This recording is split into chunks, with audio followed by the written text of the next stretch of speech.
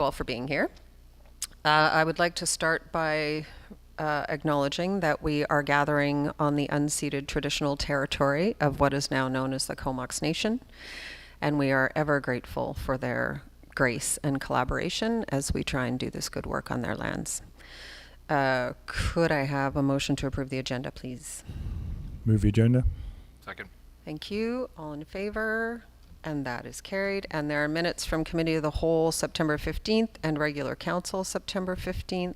Move the minutes from Committee of the Whole meeting September 15th and regular council meeting September 15th. Seconder, and all in favor? Thank you. And first up is a delegation from Rob Everson. Come on up. Thanks for coming out to Cumberland. Delegation. A delegation. Awesome. Thanks, everyone. All right. Stand here. Yes, and just make sure your mic's on, so because we are Red. live streaming. Red good or bad? That's good. Red is good? There Right we is go. good. Awesome. Welcome, everyone. And thanks for inviting me after I left the door open for you. And I'm here to talk about the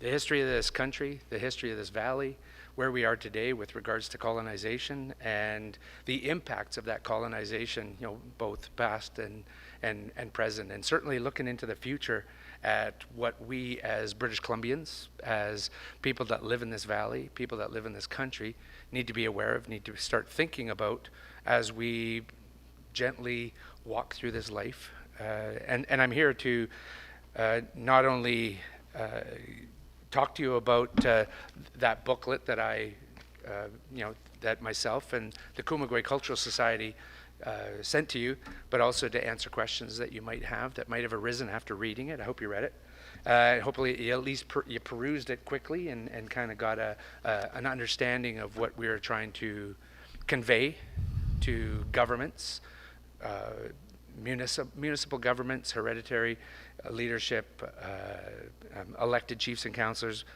because we live in a world that is ever changing. And I think that we wrote, my daughter and I basically wrote this little booklet quite a few months back earlier this year, and it was long before, for instance, the Cowichan decision.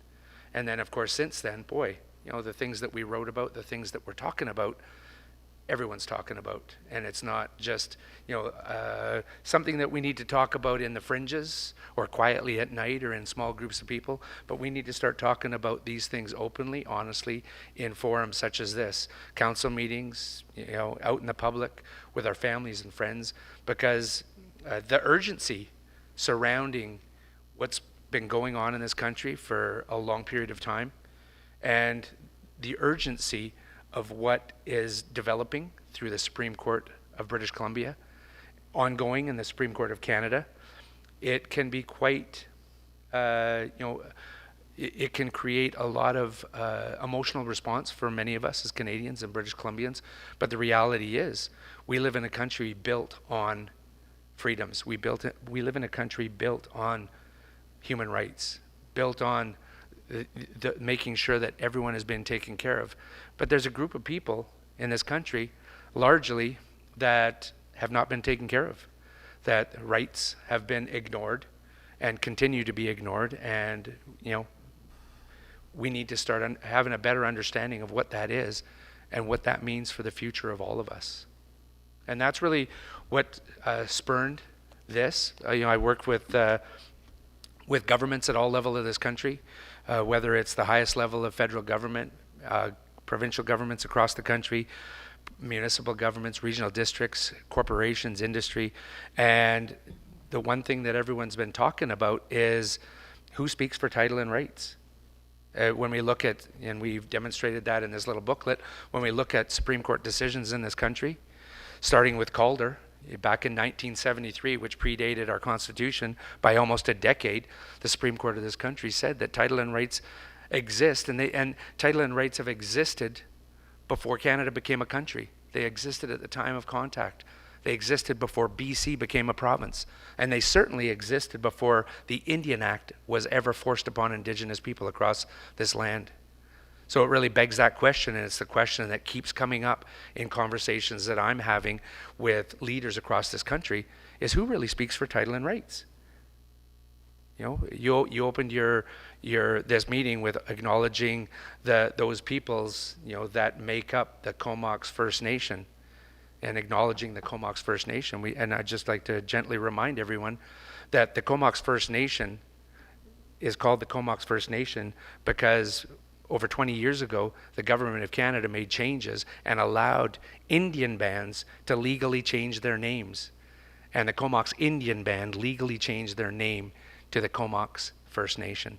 So when you acknowledge the Comox First Nation, you are literally acknowledging that the Indian Act that was imposed in 1876, forced upon Indigenous people across this country, is the de facto holder of rights, and it is somehow through the people, through that piece of legislation, that somehow we are acknowledging those people.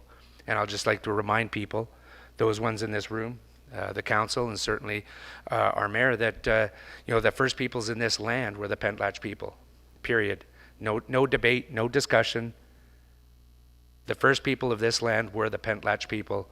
And later the Aixen moved into this area, into that kind of Saratoga Beach area. And then the Sasitla and the Satlut people migrated this way, and in many instances married in and joined some of their family members. But the people from this land are the Pentlatch, period. No debate, no discussion. It's well documented, and I'll share something with you, and it really speaks to this. This is from this is an excerpt from George Mitchell back in 1936. So what is that? 89 years ago. 89 years ago, this excerpt. George Mitchell was asked to comment and to articulate some of the things about the Comox Indian Band and the people that live here, those Indigenous people that live here under that Indian Act. And he said that, you know, that, and George Mitchell had exceptional knowledge, you know, of Indigenous history. And he was a Sasitla elder. And I think it says right here, let's see, sometime in the recent past, George Mitchell emphasized that Comox First Nation member, Comox Indian Band member, and Pentlatch chief Joe Nimnim's ownership of the Courtney and Pentlatch rivers and the weir that goes across the estuary today, noting that no one that's Indigenous, no one that was non-Indigenous could take fish from that river before Joe Nimnim and the Pentlatch people had done so.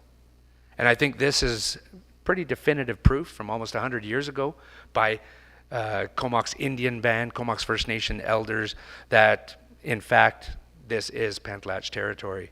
No one can take anything, whether they're Sasitla, whether they're Satlut, whether they're Aixen, whether they are settlers from across the ocean. No one can take from that river system. No one can take from the wealth of this valley before the original people of this valley. And I think it's really important to acknowledge that and understand that when we move forward. And today, you know, when we look at where we are today, you know, today we live in an ever-changing world. When we think about that Cowichan court case that happened just a month and a half, 2 months ago, and the knee-jerk reaction from British Columbians across the province, you know, saying things like, over my dead body, you know, I have a gun, try to take my land from me. These types of comments are very reflective of a lot of the mentality and the thinking of people that live within this country that have no true understanding of Indigenous rights and title. No idea, no understanding of the first people that have been here since the beginning of time. And even our esteemed Attorney General, Nikki Sharma, you know, she said that, you know, as a representative of the province of British Columbia, she said that she strongly disagrees with that decision. And further to that, what is it? Let me see what she says.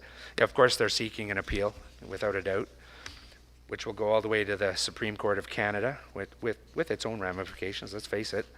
And And I think this is one of her quotes. Our government is committed to protecting and upholding private property rights while advancing the critical work of reconciliation. Wow, there's a contradiction in thought processes. This case is an example of why the province prefers to resolve land claims through negotiation, where we can protect property rights directly rather than risk considerable uncertainty through the court systems. Boy, I was thinking right after I read that comment from our Attorney General, I thought, boy, that court case lasted for over 6 years.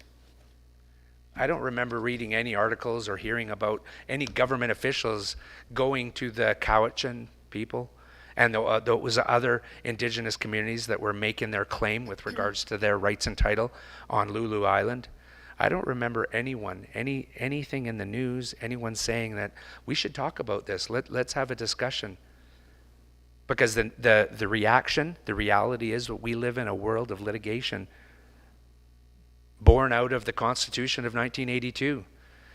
The government said we're not going to define what Aboriginal rights are in this country. We are going to go to court to define what those rights are, which has created a huge issue for taxpayers, landowners, and it's created a huge problem for Indigenous peoples across the country. I know that when people ask me and we talk about rights and title and court cases and just the legacy of what has happened throughout this land over many decades, I always tell them, you know what? If the government stepped up and said, okay, we acknowledge rights and title and we will pay for any litigation brought forward by Indigenous people across this land, I said, I guarantee you there would probably be 10,000 court cases filed tomorrow if Indigenous people did not have to pay for them, if they did not have to try to raise the funds. I don't know if you know how much it costs to go to court. Like a court case such as this would have been literally tens of millions of dollars. Literally. When we think about human rights, when we look around the room today and we look into each other's eyes and think about your human rights or your human rights and think that, okay, those human rights are a given.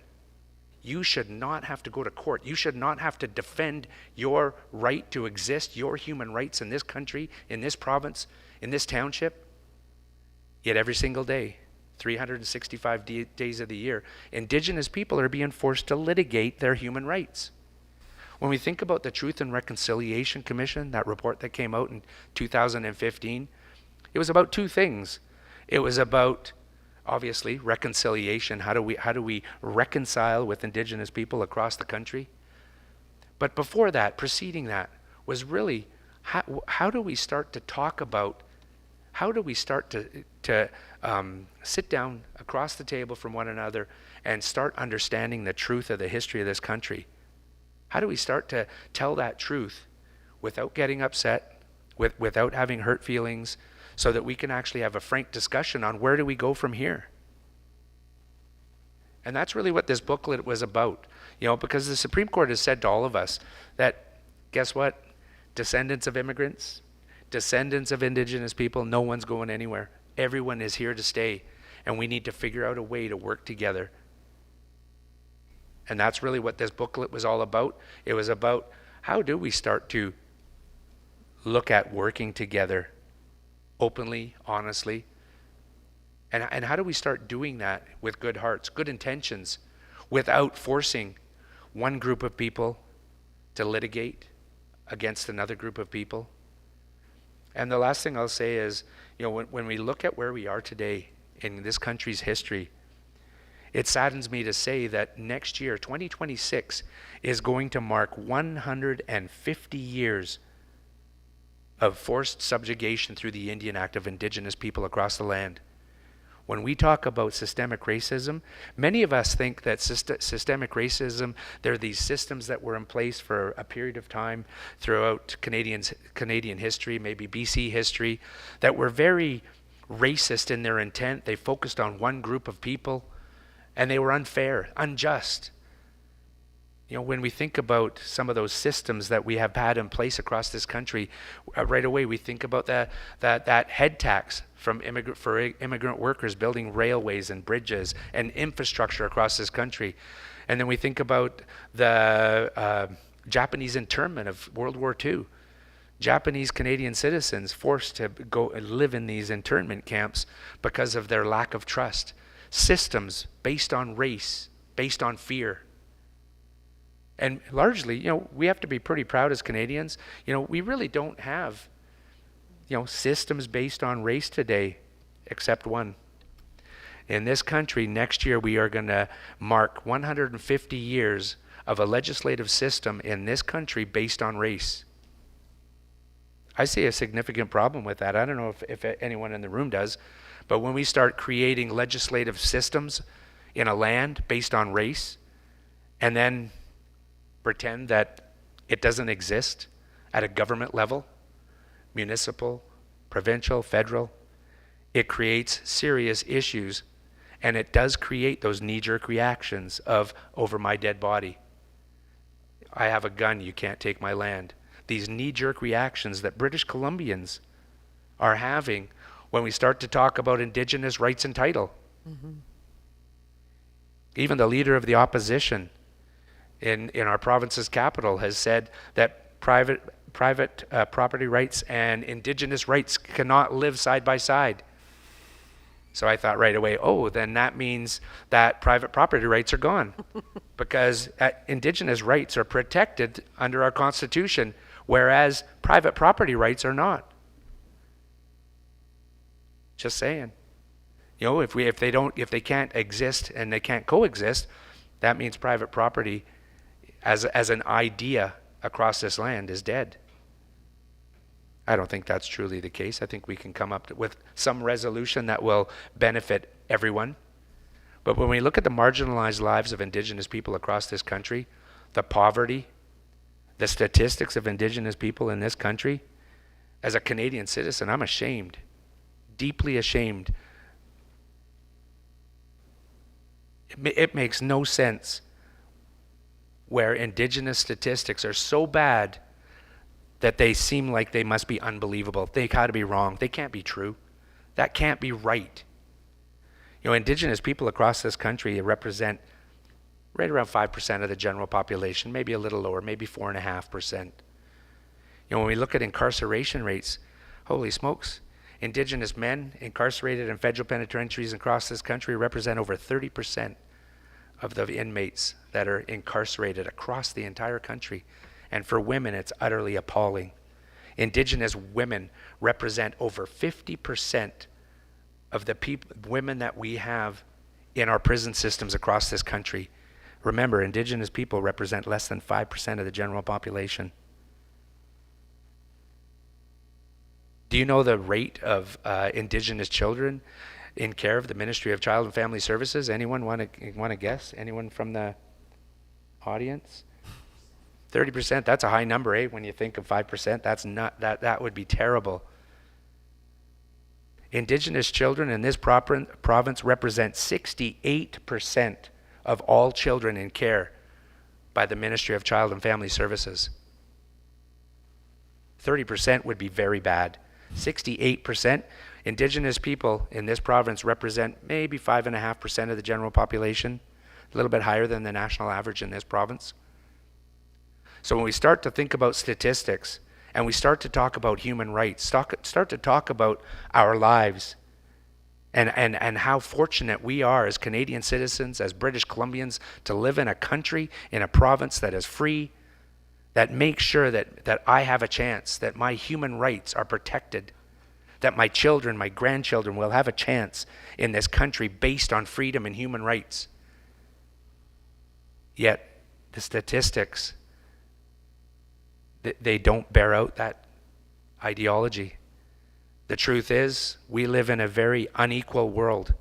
We live in a world where Indigenous peoples are subject to human rights violations on an ongoing daily basis. When we think about the Truth and Reconciliation Commission, those calls to action, I remember looking up at, I think it's indigenouswatchdog.org, and they're a website dedicated to watching these calls to action. See if we can do it as a country. Come on, we can do it, we can do it. And I think I remember a press release that came out about a year and a half ago, and they said that at the rate that we are addressing the calls to action in that TRC, that commission report 10 years ago in 2015, it's going to take more than 50 years for us to get through that list. And if we look at the Truth and Reconciliation calls to action, you start reading them, and boy, a lot of them are they're basic human rights for Indigenous peoples. So I thought to myself right away, holy crap, you mean it's going to take us more than 50 years to address the human rights of Indigenous people in this country? Are you kidding me? Makes no sense. Makes absolutely no sense. And when we talk about life expectancy, I remember reading a report last fall, and it said that the life expectancy of an Indigenous person in this province went down from just over 73 years old to just over 67 years old. And in that same 6-year span, the life expectancy of the average Canadian went up to just over 83 years old. And I did a little research. I thought, boy, what would that number be on a global scale? Did you know that 83, we rank it like close, right around number 20th in the entire world with life expectancy, freedom, human rights, quality of life. I thought, boy, got to be proud as a Canadian, 83 years old. And then I thought, boy, what would that life expectancy of an Indigenous person in this province, where would they land on that global scale? And they would land at number 160. There are developing countries, and many developing countries, that have a better life expectancy than the average Indigenous person in the province that we all live in today. Homelessness, addiction, suicide. When we start to look at what's going on in the world today, homelessness, housing, it's unbelievable. So I'd just like to remind the council and our mayor that we have a lot of work to do, and we have a lot of kitchen table dialogue. We in our family we call it kitchen table dialogue. We have to spend some more time talking to one another about what the heck is going on in our world. You know, I know we're all concerned about tariffs and interest rates and the housing crisis and you know, and things are getting more expensive. Let's just start to think about the lives of Indigenous people across this land. That the basic human rights are not being acknowledged. That Indigenous people across this land, and including in this valley itself, are largely ignored. So I think we need to sit down, we need to spend some more time talking about it, and that's what this is all about. It's a jump off point, because we truly believe, and I truly believe that, you know, I want to change the world. You know, as we get older, you know, one of the things and one of my personal missions in my life is I want to start changing the world. Not for the worse, but for the better. And that starts with, how do we create equality in a world that isn't equal? You know, when we think about diversity, equity, and inclusion, they were created years ago for a reason, because politicians, many people across this land realize that we don't live in an equal world. There's a lot of issues, and a lot of them stem from past governments, past behaviors that we need to address.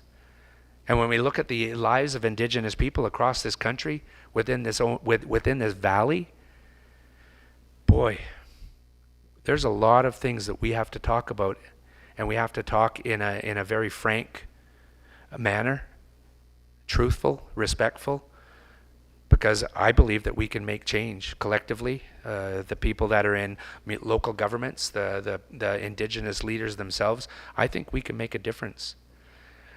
Maybe that difference starts with changing the lake that Cumberland is so fond of calling their own. You know, I remember looking at some maps from the late 1800s, about 1880, 1884, somewhere in that area. And did you know that that lake used to be called Pentlatch Lake? All the maps, that's what it was called. But for some reason, someone decided, let's erase the original people that come from this land and let's call it something else. I know, let's name it after the Indian band.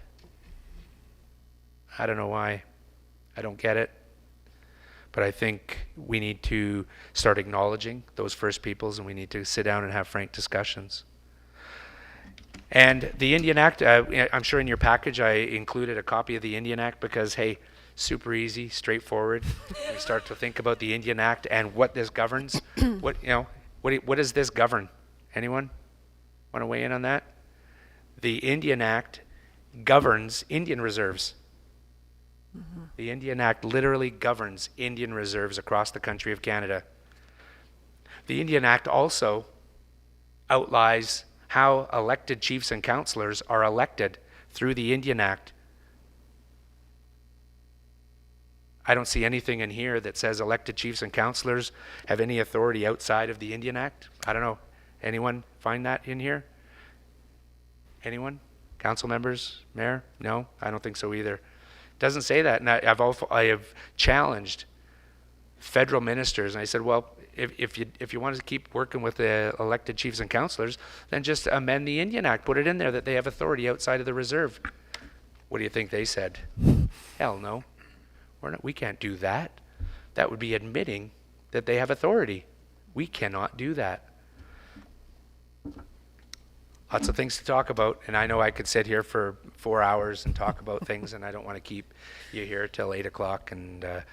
But I just like to thank you for allowing me to share, and thank you for accepting that gift of knowledge, and maybe it'll enlighten some people on council. Maybe it'll enlighten some people that you know and your families and friends. But I truly believe that we really need to start having these frank discussions as British Columbian citizens, as Canadians, because as that Cowichan court case has demonstrated to all of us, the world's changing rapidly, and not in a little way, in a very, very big way. The Haida just won a court case just after that too. So rights and title, private property, these things are all on the table, and they're not going to be removed anytime soon. So we need to start sitting down, having those frank discussions on how are we going to move forward collectively to make sure that everyone can be prosperous, everyone can have a job, everyone can have a clean, healthy life, including Indigenous peoples. That's really the key. How do we include Indigenous peoples in the conversations that we're having on an ongoing basis? So I know I've talked for a while, and I know that I'm supposed to only be here for 15 minutes. I'm kidding. So thanks. I don't know if you have any questions for me, and if you do, I'll answer them frankly and openly and honestly. And if not, then I'd like to just thank you for your time, and hope you have maybe the rest of the meeting will be about noise and dogs and sewer and water. Not quite that simple. Thank you so much. Thank you so much for creating that booklet. And for bringing it to us. And I'm not going to thank you for the Indian Act. And I agree that it is a unjust act, to say the least. And I very much look forward to continuing conversations with all of the peoples of this land.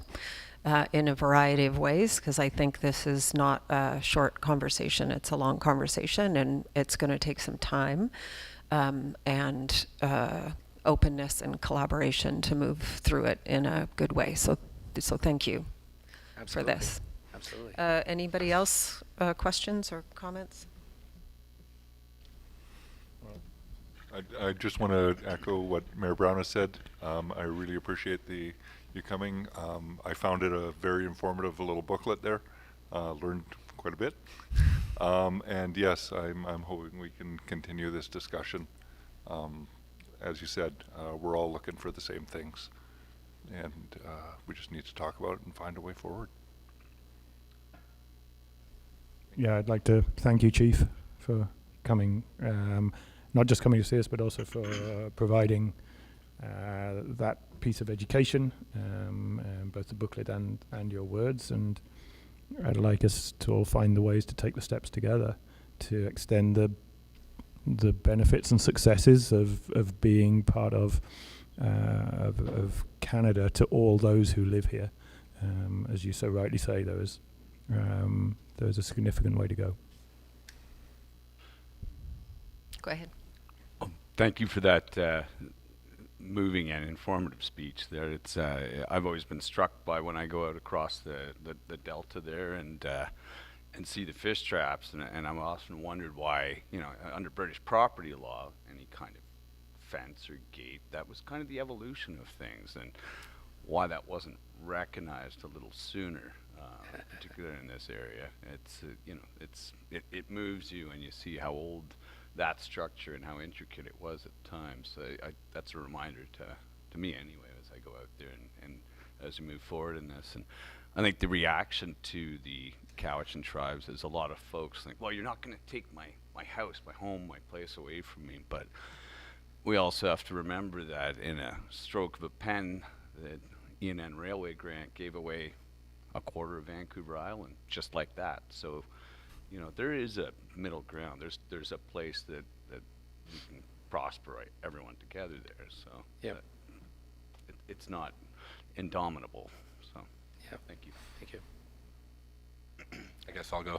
Nice to see you again, Rob. I sit at this table for equality. It's basically the only reason I'm here, so I really appreciate your efforts and continued efforts, and I support you. And thank you for the gift of knowledge and your continued efforts, and look forward to more chats. Thank you. Excellent. Thanks for being here. Excellent. And just so you know, Nick, those fish traps, those sticks, those stakes that are pounded into the sand and the mud, they'd actually all but disappeared. And they only reappeared after that great earthquake in 46. So that great earthquake in 46 forced them back up to the surface. Otherwise, we probably wouldn't see them today. Yeah. Just so you know. Yeah. So nature has a way of reminding us Showing us. of the history of the world in which we live in, I think, sometimes. Yeah, for Excellent. sure. Excellent. Thank you. Thanks, everyone. I hope you have a great rest of the meeting. Thanks so much. And have a great night. Thanks, guys. Thank you. Okay, there's a recommendation to receive that delegation. Move receipt? Second? Second. And all in favor? Thank you. And another delegation, next up is Solid Waste Management Plan, Strategies and Actions for Solid Waste Planning and Policy Development.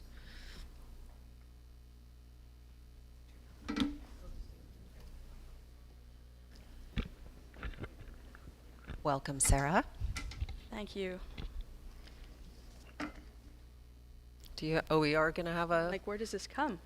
You Just guys have a on the wall. hologram system, It's a don't you? temporary It's building. advanced, We had a right? thing. There's going to be a three-dimensional version. Oh, there it is. Yeah.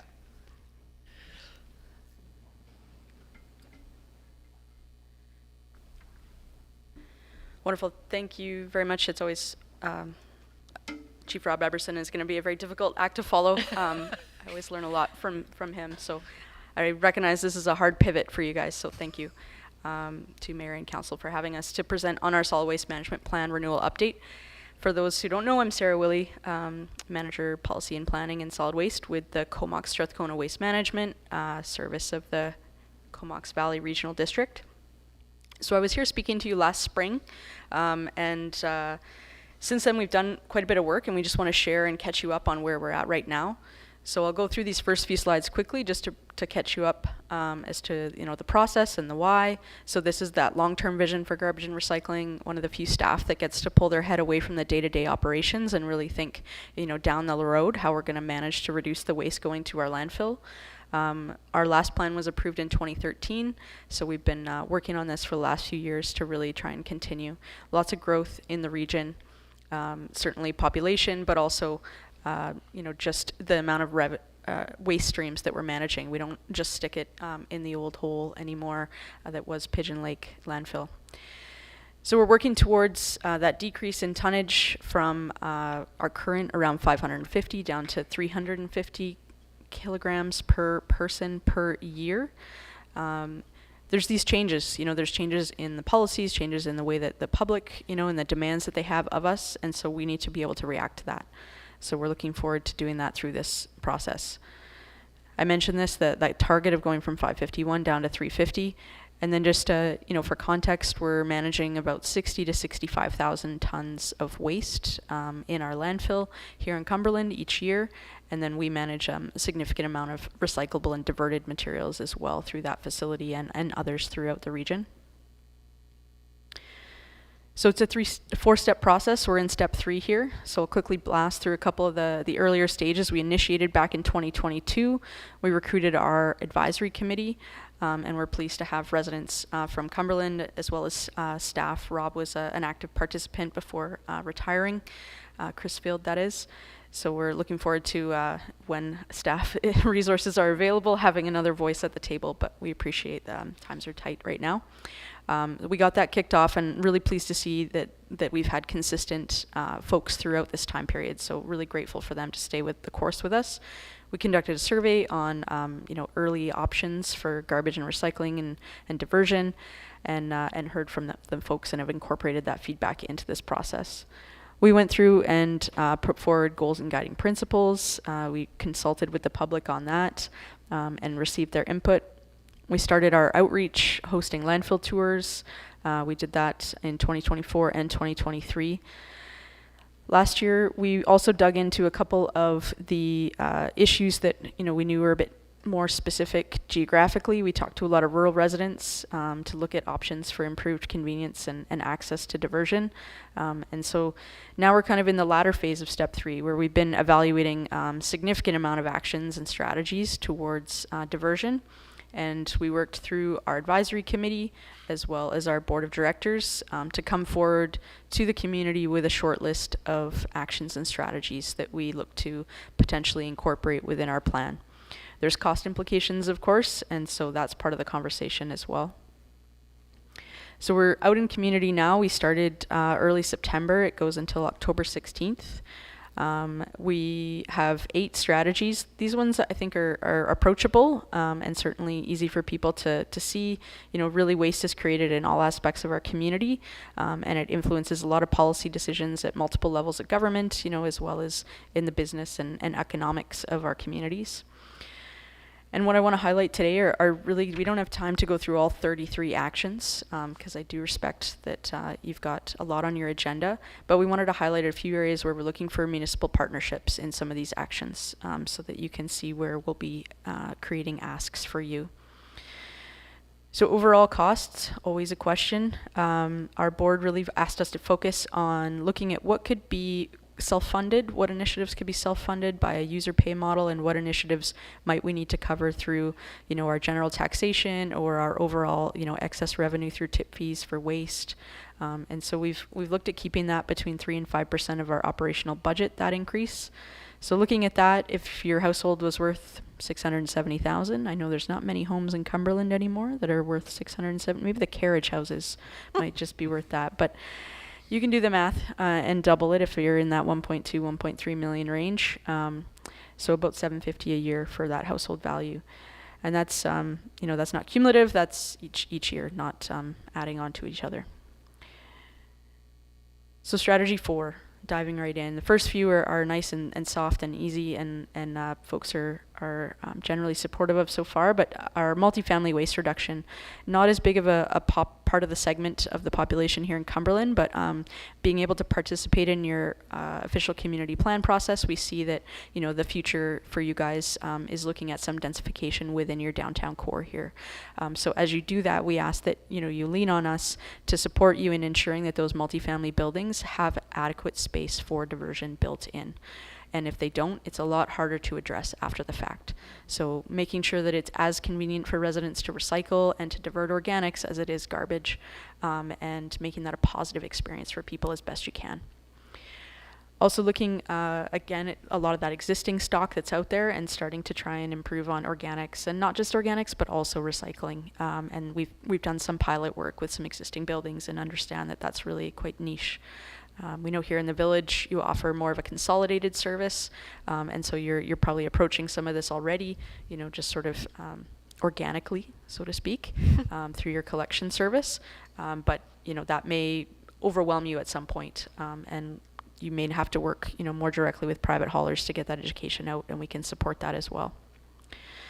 Strategy 5 is focused on improved industrial, commercial, and institutional waste reduction, and here it's really about leading by example. So we encourage you to consider, organics diversion and recycling within public-facing spaces as you move forward, but certainly starting with those internal areas where you have operational control. So consider your administration building. If your public works yard is separate from that, I'm not clear on that actually. But your fire hall inside, any of those places where you can, walk the talk, that would be certainly helpful and sort of get people thinking about it. And then as you, progress and mature, consider public-facing spaces like the rec center where there's less control and it can be more difficult. But, we'll all get there over the years. Number 6 is pretty significant. We've had a lot of conversations with our board over the years about the amount of construction, demolition, and renovation waste that contributes to our landfill waste. And it's a really difficult one to tackle, with everything that's going on with the economics and housing and cost of living expenses. We appreciate that, the last thing people are thinking about is how much it costs to get rid of the home that's there. But we do hope that you can work with us on that. So a couple of strategies. We had a technical memo that was developed by Lighthouse, a leading consultant in this space, that's sort of the overlap between solid waste and housing. And they had a couple of ideas around pre-demolition assessments. So, us providing the staffing resources, but supporting all the local communities in going into homes before they're demoed and really evaluating from a neutral third party what's salvageable and what's not. So one of these actions is sort of a more voluntary, the other is more of a mandatory requirement. And so just really looking to try and salvage where we can, recognizing certainly here in Cumberland you have the oldest average housing stock, which means that your wood value in your homes is the highest. Those are the good 2x4s, that old growth fir.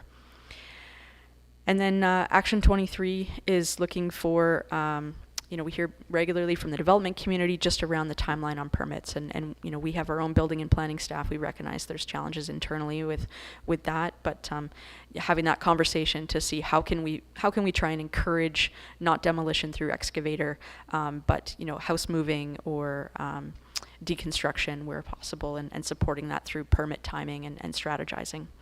And we know we looked at some commercial opportunities, and we're still open to that should those appear again. The strategy 7 is around equalizing access to services. So this first one sort of speaks broadly to what we're calling the convenience level standard. So where we want to try and avoid these sort of one-off requests from different jurisdictions, where we all get tugged on the heartstrings of the people of a small community that just want X, Y, or Z, and we all go, oh, that doesn't seem so bad. Let's give Bob his X, Y, and Z, and that adds up. And then the next thing it's Mary, and she's coming from somewhere, and she needs something, and it all just sort of adds up. So this was an overhaul view of saying, okay, for urban communities, for rural communities, for remote communities, for very remote communities, of which we have some in the outer Discovery Islands and areas of electoral area A of Strathcona Regional District. What level of service do we think is reasonable based on what consumer type services they have available to them? So in there as well is looking at where we need to establish a few more depots, where we may need to consider curbside services, and offering events in place of depots. Cumberland is fairly well serviced, so that one's not as impactful for your residents, but there's even others here in the valley, like the town of Comox, that feel strongly about that. Action 29 is looking for a way to help the haulers who are out there trying to sell these diversion services right now, but the request back they get is, well, do I have to? Is this mandatory? Because there's a cost implication for that business.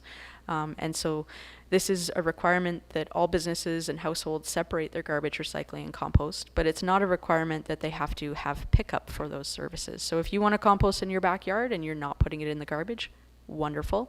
If you want to bring your recycling to a depot and you don't need a curbside service for that, wonderful.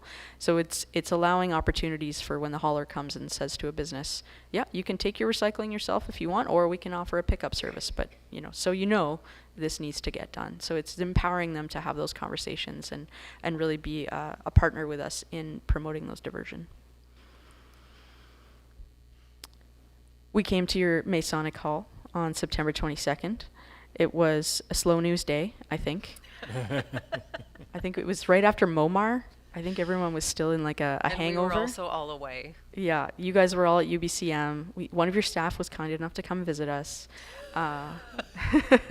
So, no, we also held an event at the Waste Management Center on Saturday. So we caught a lot of people coming through for their regular Saturday visit, and we continue to have advertising online and in the newspapers to let you know about our survey that's happening online until October 16th. So please spread the word. We're asking people to go through each of these actions and show us their support or not. And this is really the public's time to let us know if we're out to lunch or if this is something they can get behind. So the next steps for us will be taking this feedback to our advisory committee and then to our board, and then we'll go from there depending on the results. Thank you for your time. Thanks so much, Sarah. I meant to ask you this before you started, but because we host the waste facility, I almost called it a dump. What's the lifespan of that, and like how full is it now? How many cells do we have left, and what's the expected lifespan of that? Yeah, I had one of my notes in here to thank you for your OCP process and for engaging the community members, including our industrial partners. So we appreciated being a part of that conversation. So our landfill has 3 permitted cells. That's our new landfill. It's going to take a second. Yep. I think we've shown you that image before where they kind of piggyback on top of each other. So if you've gone by lately, you'll see we're down in the bottom of the hole now instead of being up on the top of the hill. So that bottom of the hole is what we call cell 2. If you were at the top of cell 1, it would be about as wide as this room. So it's really quite narrow, and it's not safe for the vehicles to be up there, twisting and turning anymore. So when cell 2 comes up and matches that elevation of cell 1, then it will continue to go up higher. So cell 1 was kind of a little half cell, or like a little mini cell. Cell 3 will be a similar footprint, and then we'll carry on to that 3-to-1 on the outside slopes is our goal. So right now it's looking at around 2047 for those 3 cells. We do have additional land area where we've considered development through our master plan, and that's been recognized in the official community plan as continuing south to cover over what is the existing field sawmill landfill. So that's a historical landfill that is unlined, that was closed in the 90s, that we purchased. So if you're coming in our entrance, it's on the left-hand side of that road. And so that would do a solid by digging that material up and putting it into a lined cell. So those would be permitted in the future through applications, but our operating certificate right now is for those 3 cells. And 20 good till 2047, hopefully. Yeah, we're doing some Longer analysis. if we reduce. Yeah, and we're doing some analysis now too around, shredding. Nanaimo has started to shred their garbage before burial, and they're seeing significant improvements in compaction as a result.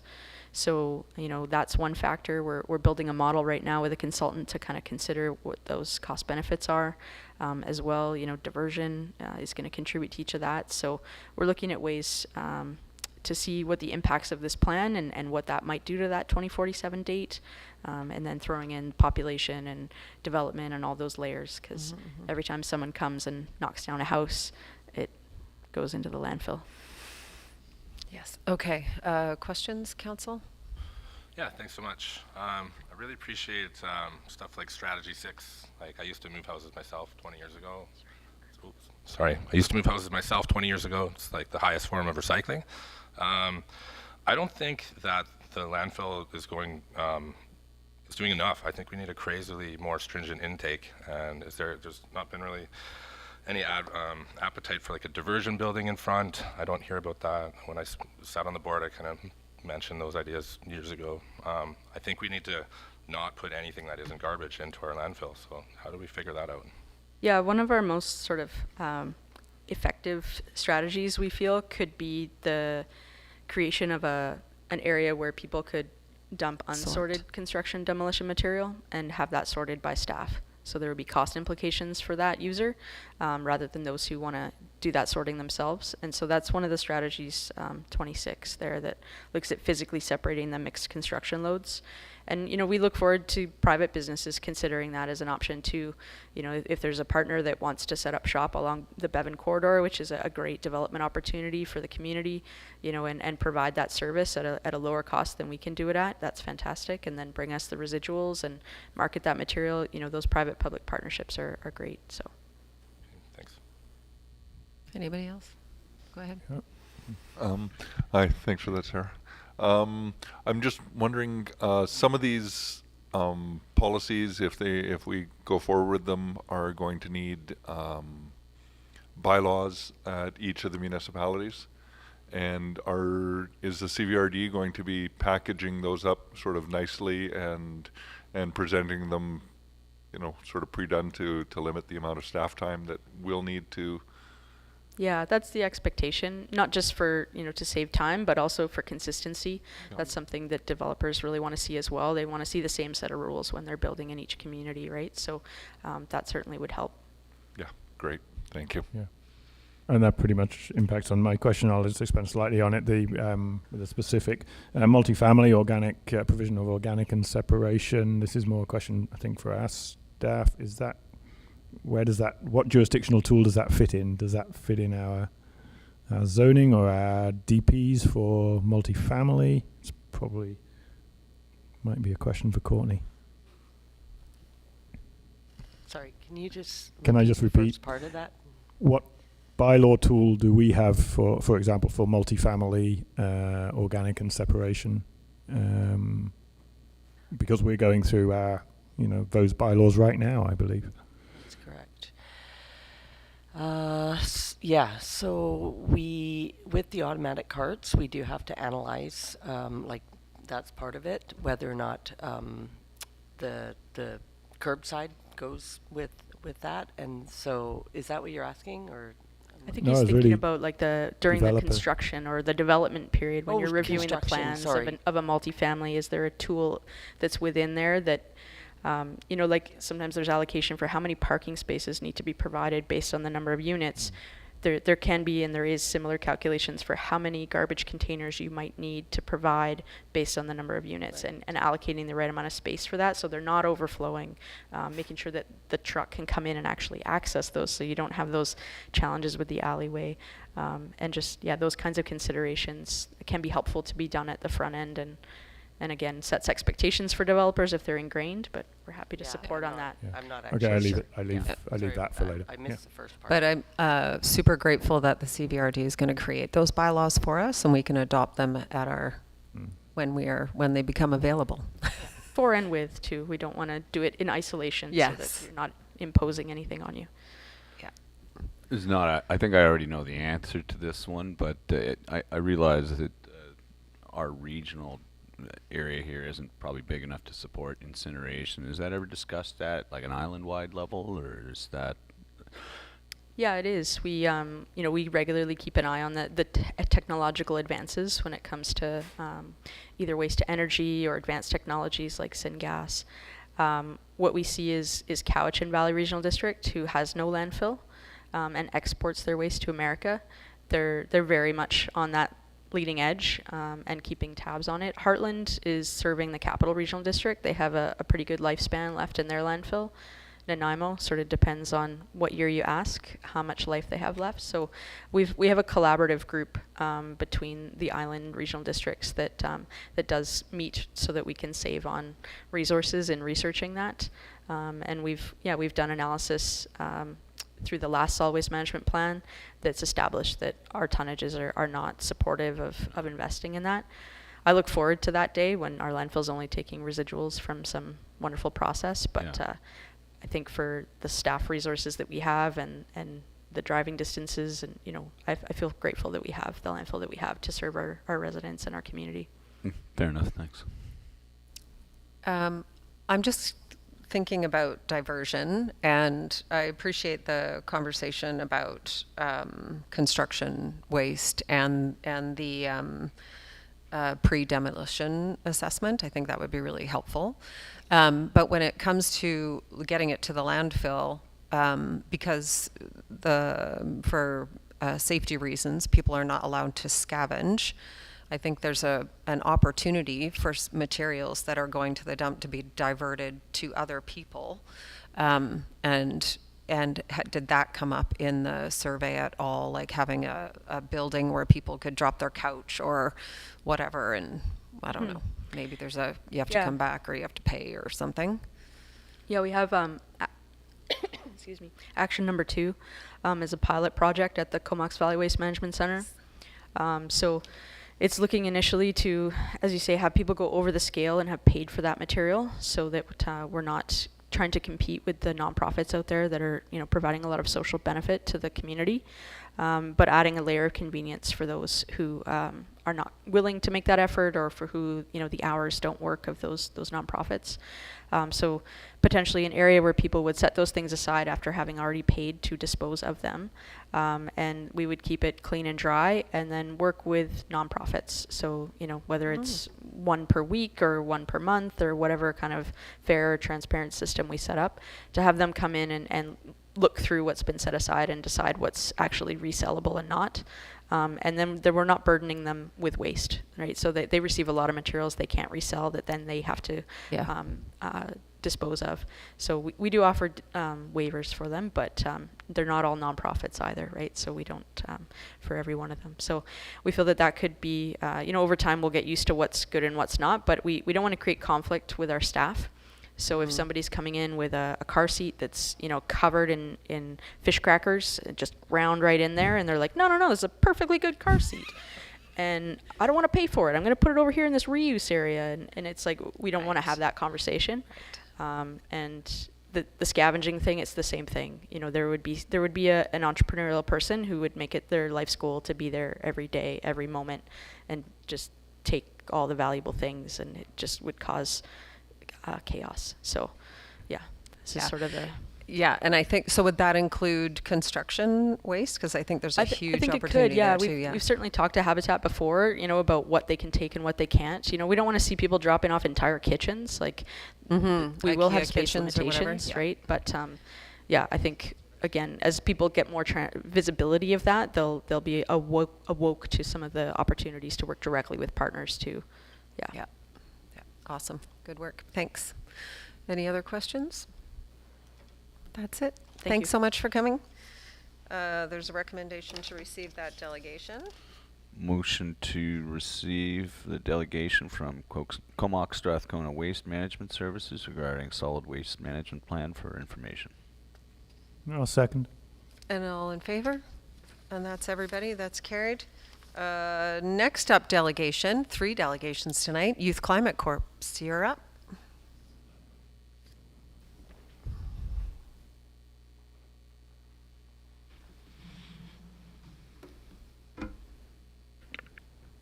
Just make sure the mic's still on. Okay. So good afternoon, Mayor Brown and Council. Thanks so much for the opportunity to speak before you today. My name is Maddie Turan, and I'm the program coordinator with the Youth Climate Corps, of the Courtney team of the Youth Climate Corps. And today I'm joined with the program lead, Mikasa, and one of our community climate action mobilizers, Jesse. So we're part of a province-wide initiative along with teams from Northern Vancouver Island, Squamish, Vernon, Hazelton, and Kelowna. YCC pays youth a living wage to support community climate action projects and increase local capacity while setting young people up with tools needed for a successful career in the climate sector.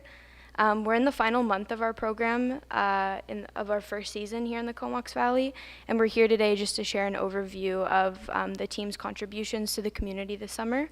We'll specifically focus on projects related to urban agriculture and ecological restoration, and highlight why having a team of young people dedicated to this work in our community matters so much. And, thank you. There we go. So one of the main projects areas that our team has been focusing on this summer is urban agriculture and increasing local food security. So we've been working really closely with Lush Valley, and we've been doing a lot of work in their urban community gardens throughout Courtney. We've also been partnering with local farms, doing farm gleans, and leading and running fruit picks on private property, which you can see there. This partnership has expanded Lush's staff capacity in the summer months, and then also allowing them to get increased project activity. We've also been doing a lot of work with the Lake Trail Community Education Society to create a reimagined garden space for community members in a once underutilized space. Following plants from seed to table has definitely been a highlight for me this summer. Some of the vegetables that we planted in the early summer, we later had the opportunity to harvest, cook, and serve at a community meal. So that was definitely a full circle moment.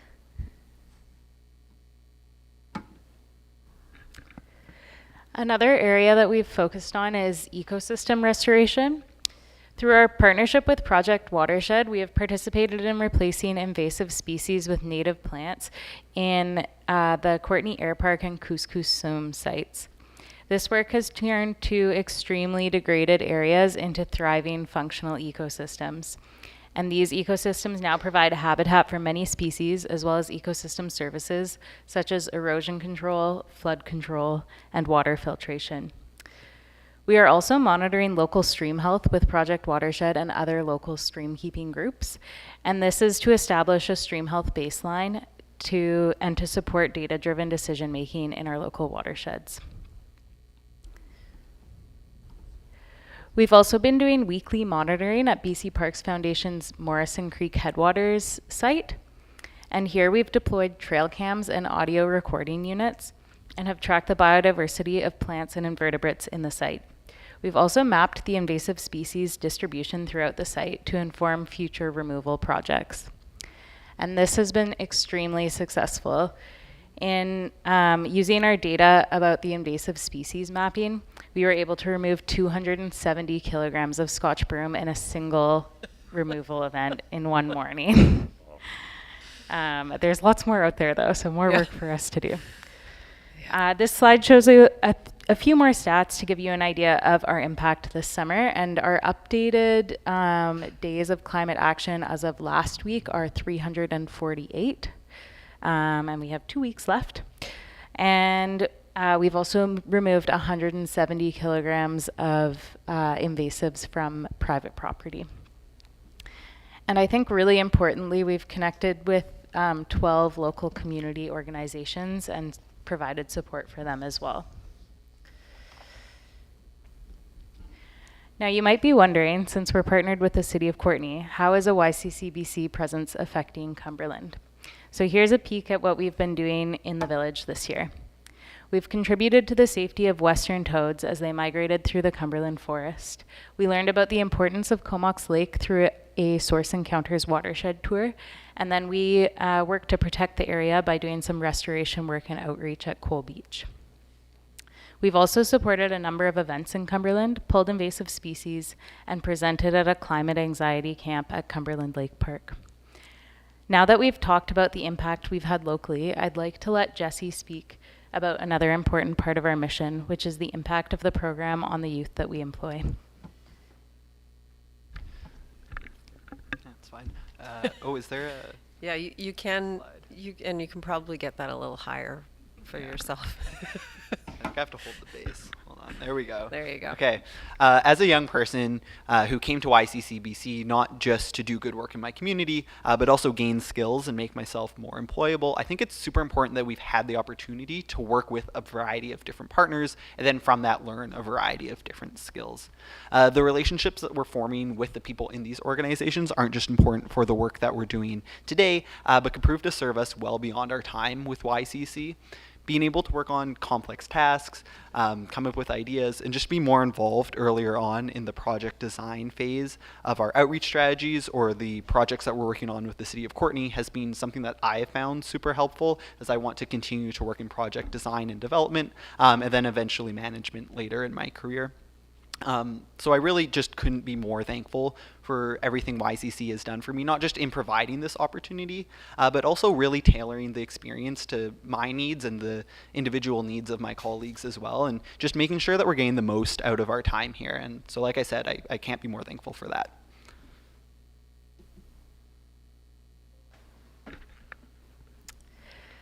After all that we've achieved this year, we want to present an idea of what YCCBC could look like if we were able to continue into future seasons around here.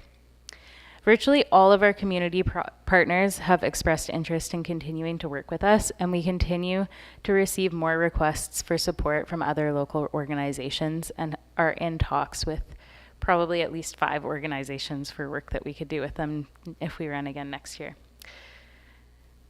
We've also started a number of new projects that we'd love to continue past this year, including our Climate Action Book Club, which is meeting for the 2nd time tomorrow at the Courtney Library, if anyone would like to join.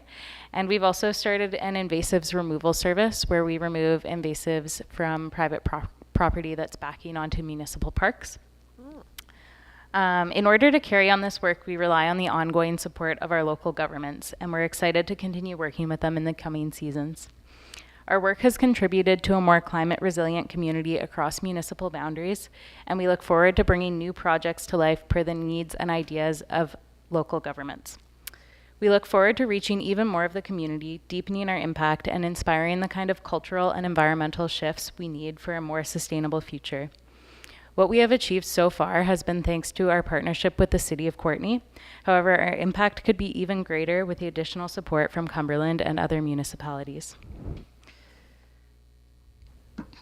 Thank you again for listening to us speak and for considering how we can work together to strengthen our communities and support our youth in building climate action skills that will help them find meaningful employment. We look forward to any questions. Awesome, thank you. Did I hear you say you had done 400 days of work? Was that the measure? 348. Close. So far. So thank you for that, and thank you for coming, and thank you for speaking so eloquently to this program. I think it's an amazing program, and I understand before the rest of council says, how can we make sure this keeps happening, that the CVRD will be following up with some follow-up from the delegation we saw you do there. But on that note, I'll turn it over to council for questions or comments. I'll just say I am utterly impressed with the amount of work you've done and how polished this presentation was. That's awesome. Thank you so much. Thank you. You do get our final version of the presentation.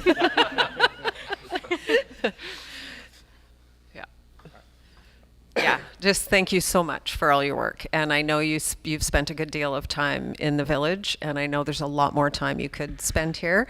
So thank you in advance for being such a good first example of youth climate corps in the Comox Valley. Did you have something? I'm just wondering how, if there are youth that want to get involved in this, if you guys are running again next year, how do they go about how do you recruit? Yeah, so there will be a job posting in the spring. If you follow along the Youth Climate Corps BC website and also our social media, we'll have posts about anything that's upcoming. I think it's quite promising that we'll run again here next year. And my dream, honestly, is to expand this into, we pay youth a living wage, but there's been some interest too for people who aren't necessarily looking for a full-time job. So finding ways to incorporate volunteers into the program as well would be great. But yeah, keep in touch with us via our website and social media, and that will give all the updates. Unfortunately, I don't have any solid answers right now for the future of the organization here, but anything that comes up will be there. And what sort of age range? 17 to 30. Great. Thank you so much. Yeah. Wonderful. Once a year we have a grant and aid program. Maybe next year there's something that you guys could look towards applying for that as well. Sorry, what We have was a grant and aid program once a year. Okay. So if you guys are eligible for that, you could look into that in the spring as well. Yeah, that would be great. Awesome. Thank you so much. There's a recommendation to receive that delegation, I believe. I'll move the council receive a delegation from the Youth Climate Corps regarding progress and impacts of the programme for information. Do we have a seconder? And all in favor? And that's that. Correspondence, current environmental request for letters of support. Does anybody want to speak to it, or do we? We support. We support. support. We support. Yep. So there's a recommendation there.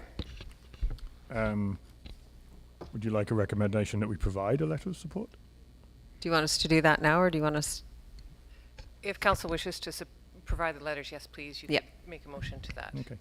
Well, I'll recommend that Council receive the correspondence from Current Environmental regarding letters of support to the Fish and Wildlife Compensation Programme and provide said letter. Thank you. Do we have a seconder? And is everyone in favor? Everyone's in favor, and that carries too. Next up, reports committee meeting spaces. Yes. So with the council chamber out of commission, Yes. we've got this room secured for Monday afternoons for council and some committees, but other committees that meet on other days are struggling to find some spaces. So we're hoping that in addition to this room, that staff could also use the Masonic Hall, which is kitty corner to us and used for public community events and village open houses and that sort of thing, as well as the Cumberland Fire Hall as another meeting space, depending on what's available and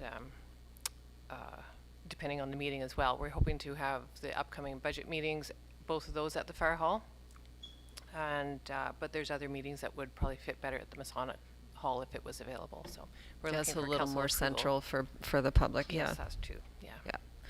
Yeah. Questions? Anybody? Well, I would ask, there'll be some small fees attached, as you noted, to the Masonic Hall. Would that be covered by the insurance claim that has displaced us? Oh, that's a good question. Very We good could question. submit them. Yeah. Thank you. And see how that goes. That pretty much covers my question, as if we could just have a priority, that we put the fire hall first, if that's just for the fees, but that also is a great question. Sorry? Just that we would prioritize the fire hall, so we wouldn't be paying for fees if possible, but I think there's advantages to somewhere closer, both for the public and for staff, Right. because Yeah. staff would have to drive out to the fire hall and have a lot of Yeah. their equipment to take over there. So sometimes it's more convenient and better access for the public at the Masonic Hall. if that it's makes sense, available. thank you. I would also see that the staff time would probably be, to get to the fire hall, would probably be a greater cost than the fee of the Masonic. Yeah. Awesome. Okay, there's a motion there. I'll move that council approve holding public committee of the whole, advisory committee, commission of, and board of variance meetings at the following spaces until the council chamber meeting room is available for use. The Masonic Hall at 2687 Dunsmuir Avenue, and the Cumberland Fire Rescue Hall at 4724 Cumberland Road. I'll second that. Thank you. And all in favor? No one's opposed. That's carried as well. Okay, council member remuneration review. Are you going to go through it a little bit? Sure, I'll briefly review the report. So before the last general election, council adopted a new remuneration bylaw that increased remuneration to an average of a comparison group of similar municipalities. And council also set the councillor's remuneration always at 60% of the mayor, so they would increase proportionally with the CPI increases each year. So the bylaw also sets out that for future review, council can consider appointing a committee of 3 residents to review remuneration before a general election. So that time is coming up. That would happen next year if council wanted to do a review of your remuneration. You can keep the current bylaw, you can keep the status quo. It's an option for you to do that, to have that committee review the remuneration. So our staff is just bringing this up for you to consider whether or not to proceed with that option. And as well, if you would like to have that review and wanted to engage a consultant to support the work of the committee, we would have to look at a budget amount to do that. Mm-hmm. And then should we go that route, would it come back to council for like terms of reference and what we actually want them to look at? Yeah. Or do you want that conversation now? Or Yeah. that would come back? I think Okay. if you had some guidance now, we can draft something up and bring it to you. for terms of Yeah, reference there's to just the a committee. few, sorry, I'll let the rest of council speak first. What do you guys think? Sure, I'll start. I'm actually perfectly happy right now to leave it at status quo and to just let it tick along for another 4 years at CPI. Would a recommendation that, you know, after 8 years have passed, then it's probably time for a review. But a review every 4 years seems, I don't know, possibly unnecessary. But I could be wrong. I don't know. So just for reference, we've never created a committee to review the structure. We've always done it sort of in-house. Okay. So this would be the first time to create a committee and do hire a consultant and stuff. I'm happy to let it tick along at CPI. I think hiring a consultant's an additional cost that we're not going to actually see beyond CPI. And it creates additional work for staff, so I think status quo is good. Yeah, I would look at it that firstly we're not considering our remuneration. We're considering remuneration of the next council. Yes, that's Because correct. that's what this is.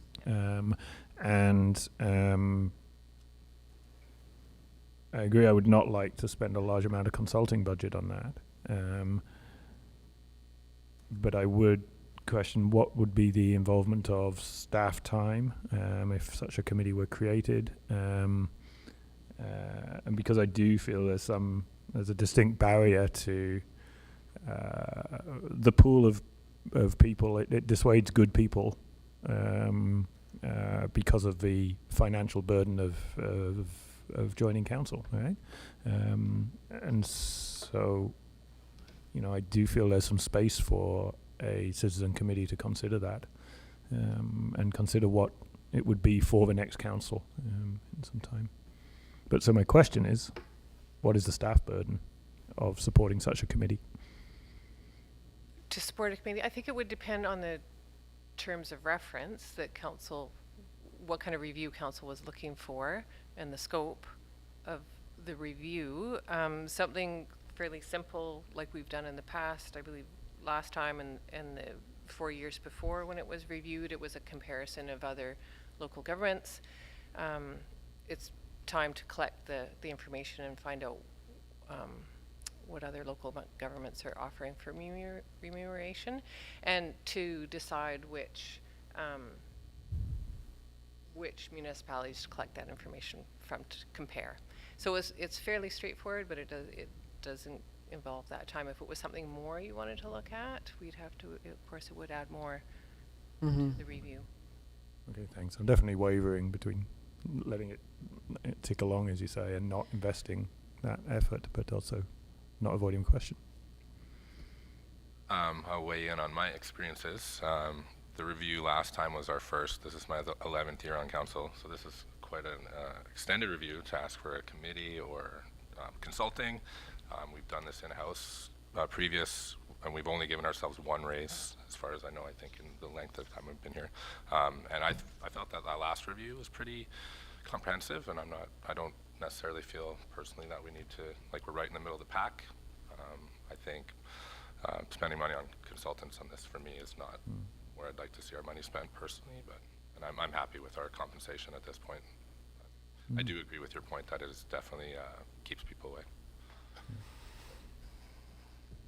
Well, I would say that when I started on council, I don't think any of the council members that were at the table had full-time jobs. Most of us were not working at all. And now we have a council where everyone is mostly working full-time, except for me. And Troy's part-time.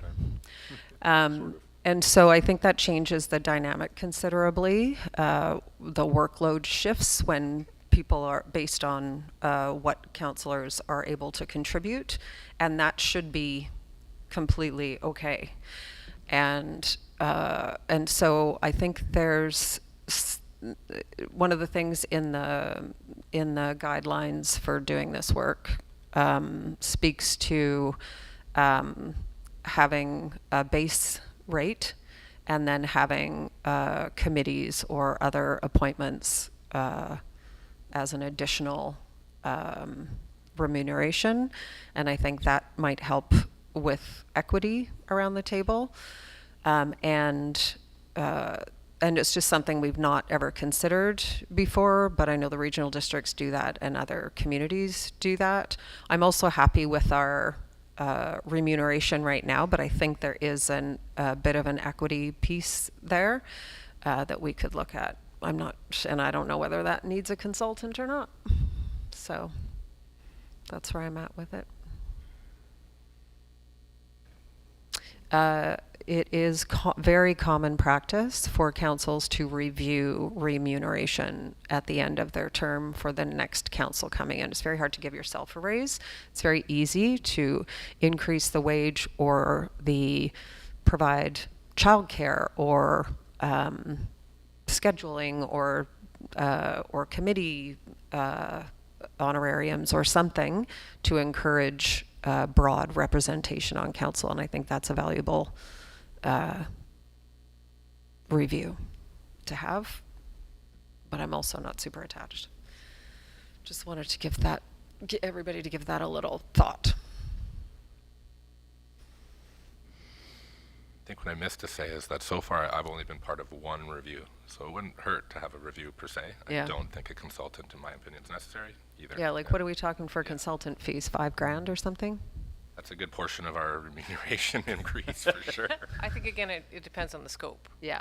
And the complexity of the review and what you're looking for. Yeah. So I think, but as a start, perhaps. Yeah, I think to echo Mayor Brown's comment, the dollars are one thing, but the provision of enabling supports for those who would otherwise be barriered from doing the work, for example, childcare, but also other aspects would probably be more in line with my wish to make sure that everybody has a chance to represent, to be and to take part in the democracy and to be at this table, more so than a dollar number. So if there were a term of reference, I think that would also make an easier term of reference for a citizen committee without significant staff and consulting support might be to ask the questions of what's from lived experience and friends and family, what supports would make life would make taking part in this role easier, and I'd support Yeah, that. which might be a bit of work. Yeah, I know.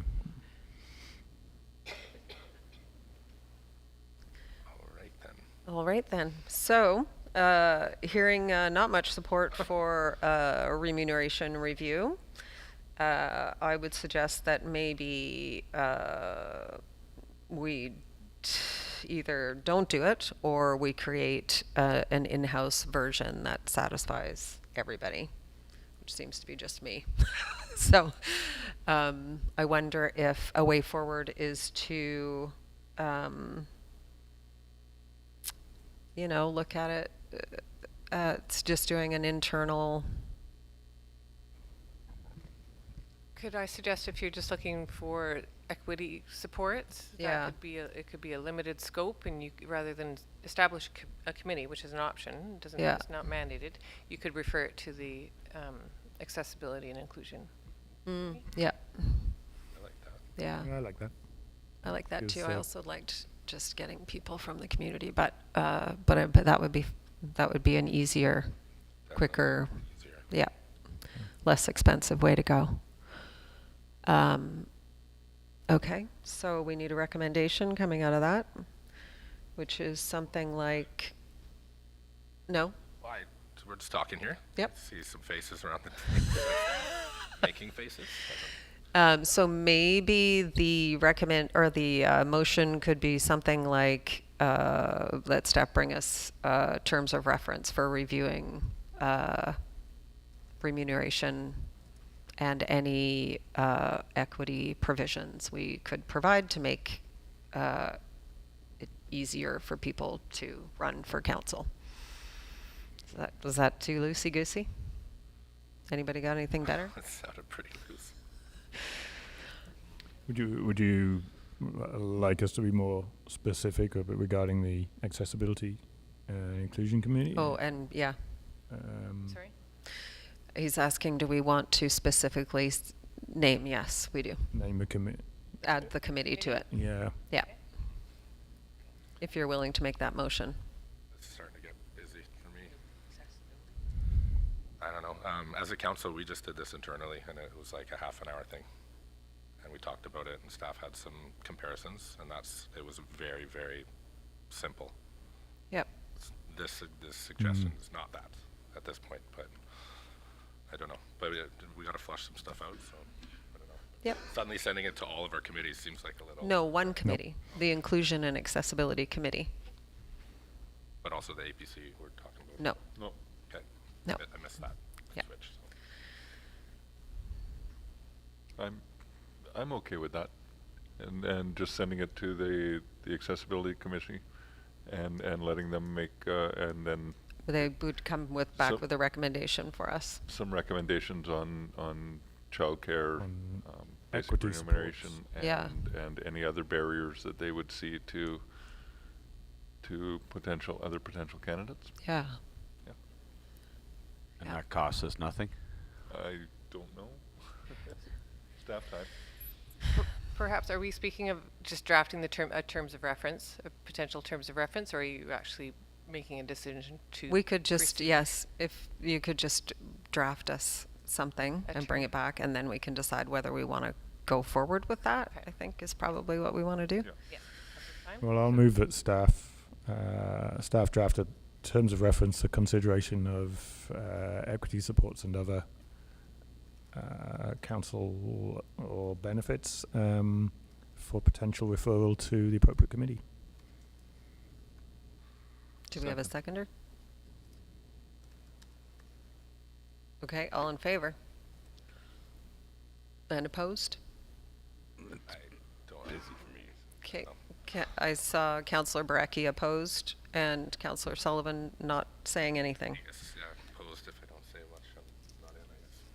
If you don't say anything, you're assumed in favor. Yeah. So that's carried. On to bylaws, permissive tax exemption 2026 bylaw.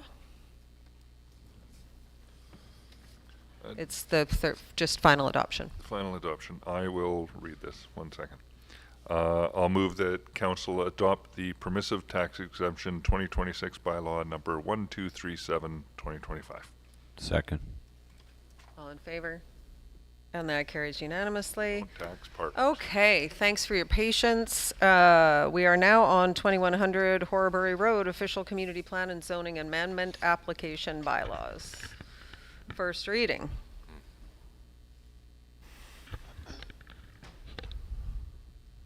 Okay, good evening, Mayor and Council. All right. The OCP amendment and rezoning application at 21 Horbury Road seeks to permit a total of 25 cabins on the lot and to permit subdivision. It also seeks to permit an increase to the allowable accessory building gross floor area from 105 meters squared to 600 meters squared total for the lot. The max size of an individual accessory building would be capped at 24 meters squared, or about 250 square feet. So this works out to 250 square feet, 24 meters squared per cabin. Right now it's a much smaller allowance. These 25 cabins are existing.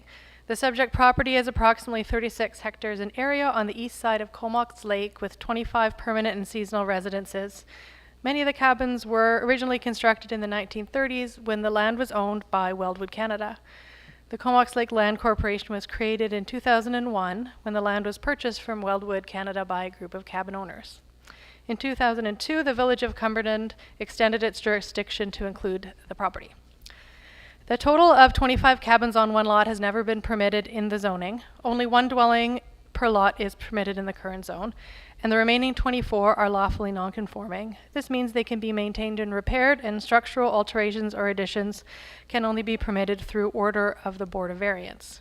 It also means that those that have been used as year-round residences before zoning came into effect can continue to be used this way. This is approximately 7 cabins. But the lawfully non-conforming status of those that were used seasonally only extends to continued seasonal use. Their uses cannot change to year-round under the current zoning. That's approximately 18 cabins. And just to clarify, it's not necessarily a request of the rezoning application that they become permitted for year-round use, but as I'll continue to go on, that's an effect of the proposed zoning.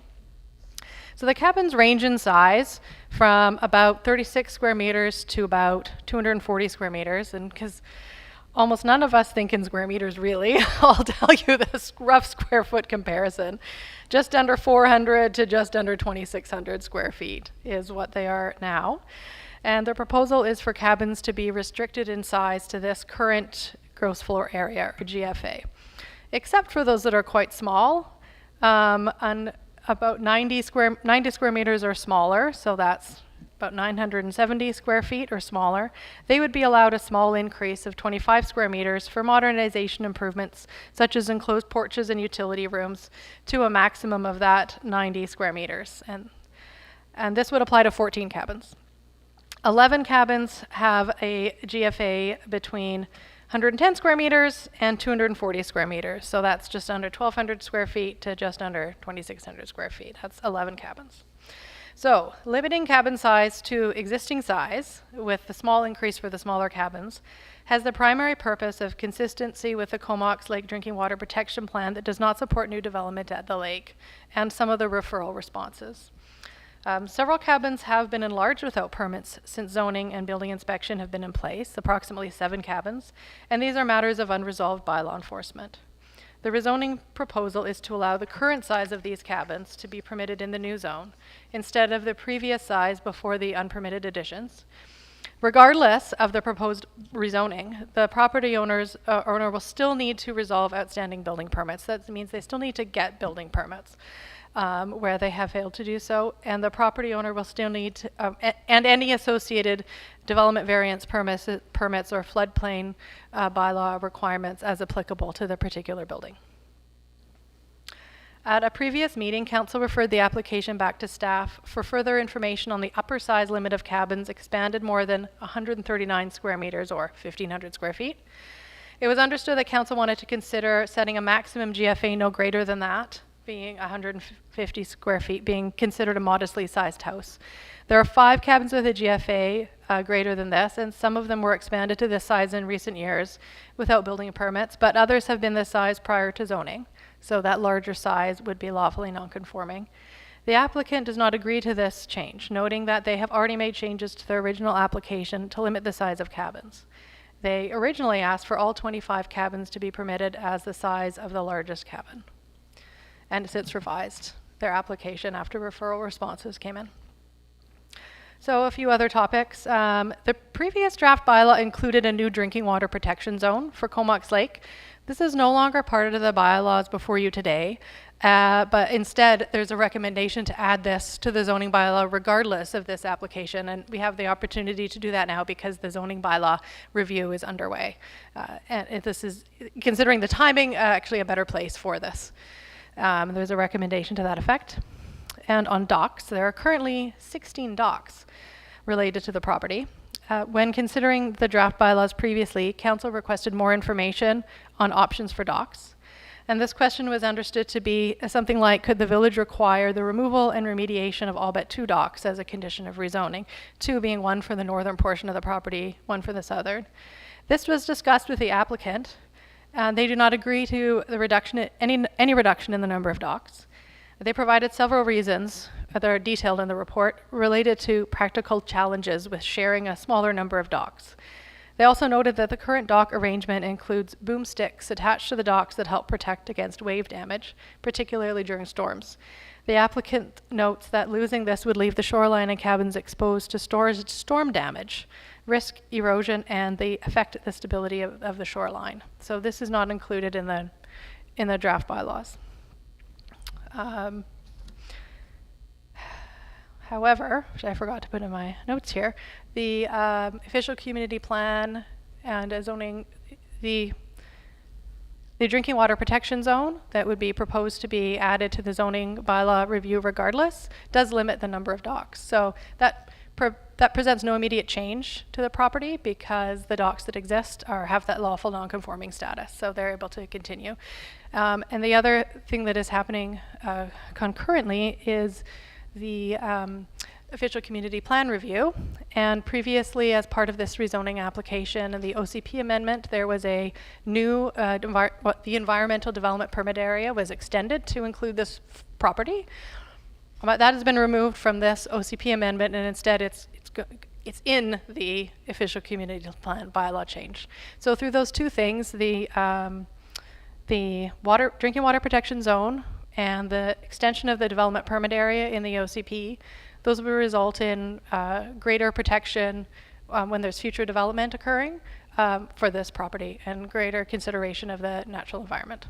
That's happening or recommended to happen separately from the application. Okay, about servicing and conditions of rezoning. Wastewater, drinking water, drainage, and geotechnical were reviewed in the servicing report that was required with rezoning. A servicing report was submitted to the village. And there are 3 covenants required as a condition of zoning related to these.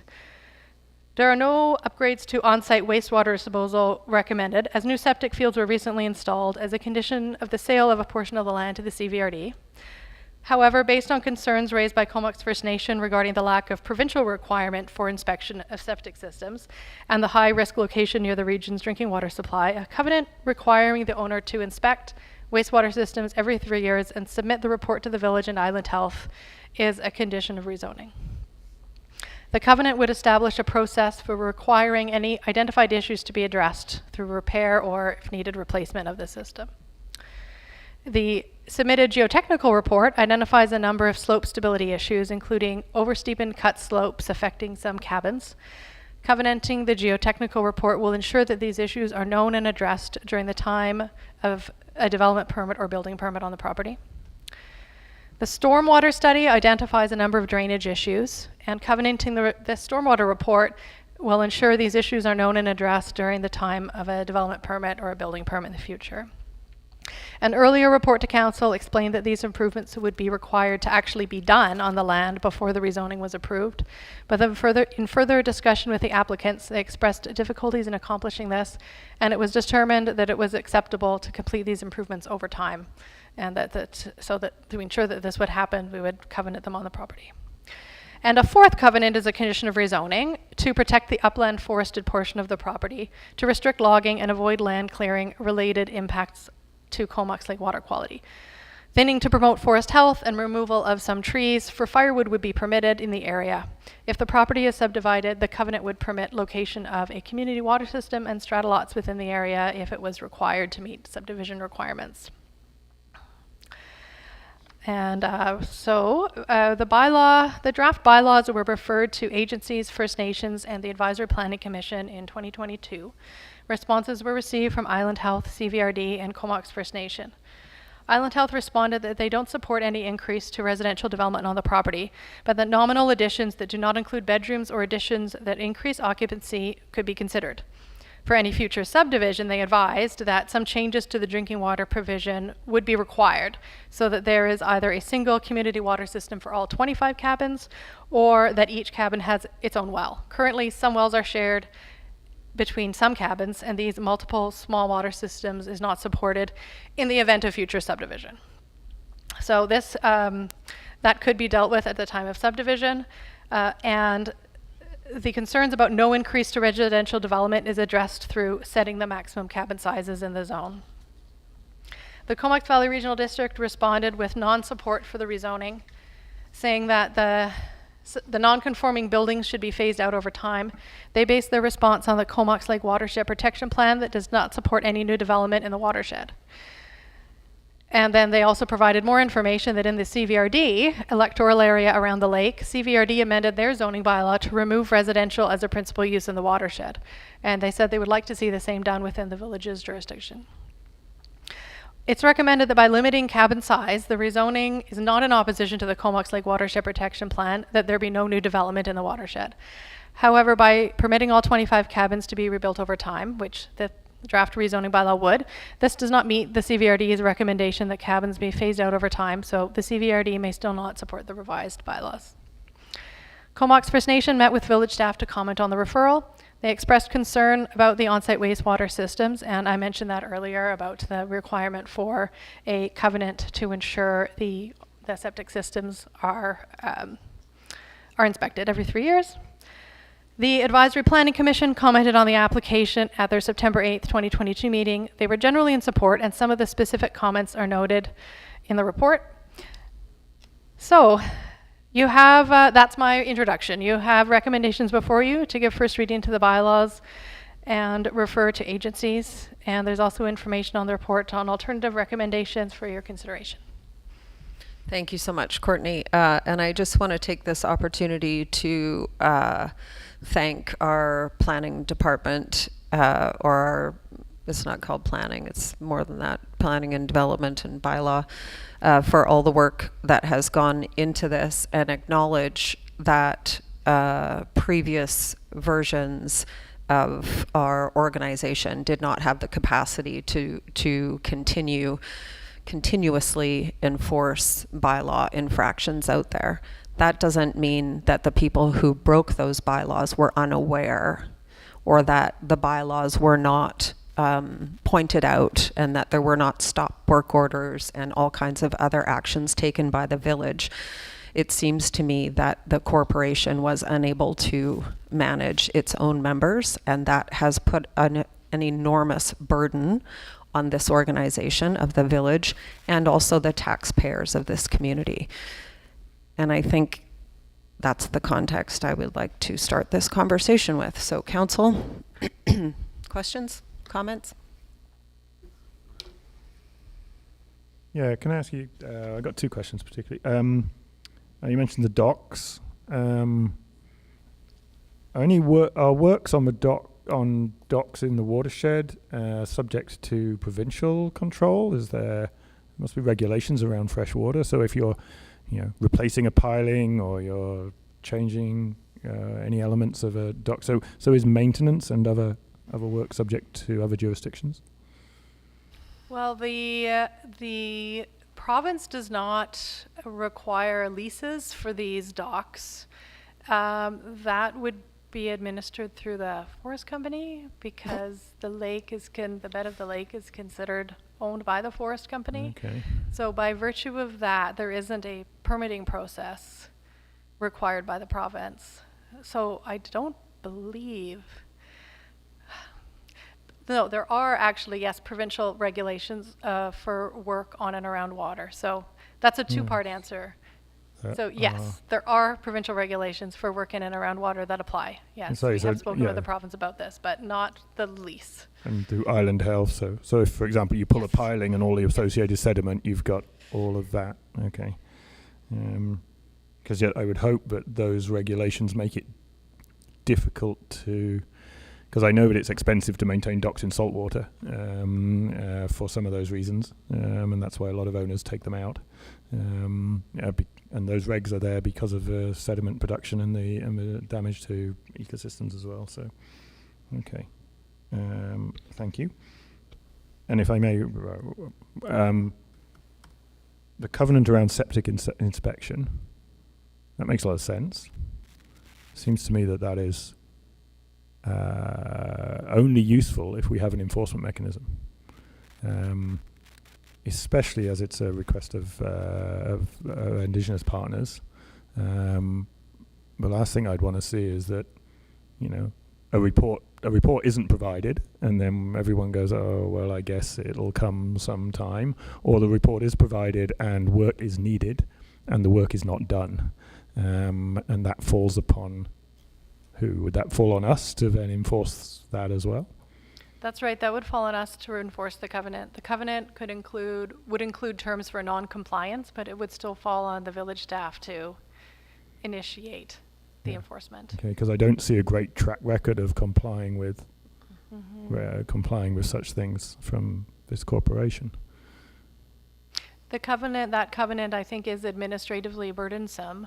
It is the best idea we had to acknowledge and respond to Comox First Nations concerns. Yeah, okay. I would hope it includes suitable penalties, quite harsh penalties for non-compliance that would make sure that it wasn't really an option. And just on that note, when the corporation bought the land, everyone was required to put a septic system in, but according to VHA's letter, not everyone did. Oh, I think that information has been resolved since the letter, and they are all in compliance now. Okay. That's a start. And going back to the docks, do we know whether the docks are being supported by styrofoam or other means? And could we add that to the zoning bylaw, that there's no styrofoam allowed? I think the Or specify a way of doing it that's appropriate? I don't know Yeah. if there's a better way. I think the development permit area in the OCP that we have drafted, it now includes a section on docks. And I'll have a look at that again. I think that would be the best place to talk about materials. And then that comes into play when there's any work done on the docks. Okay. Anybody else? Go ahead. I'm Okay. good right now. I'll go then. Other than the 7 unlawfully increased houses, what other outstanding bylaw issues are on the property right now? Yes.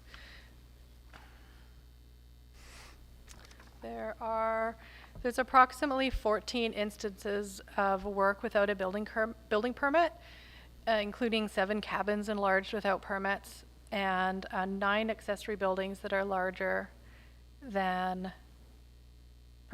exceed the permitted size.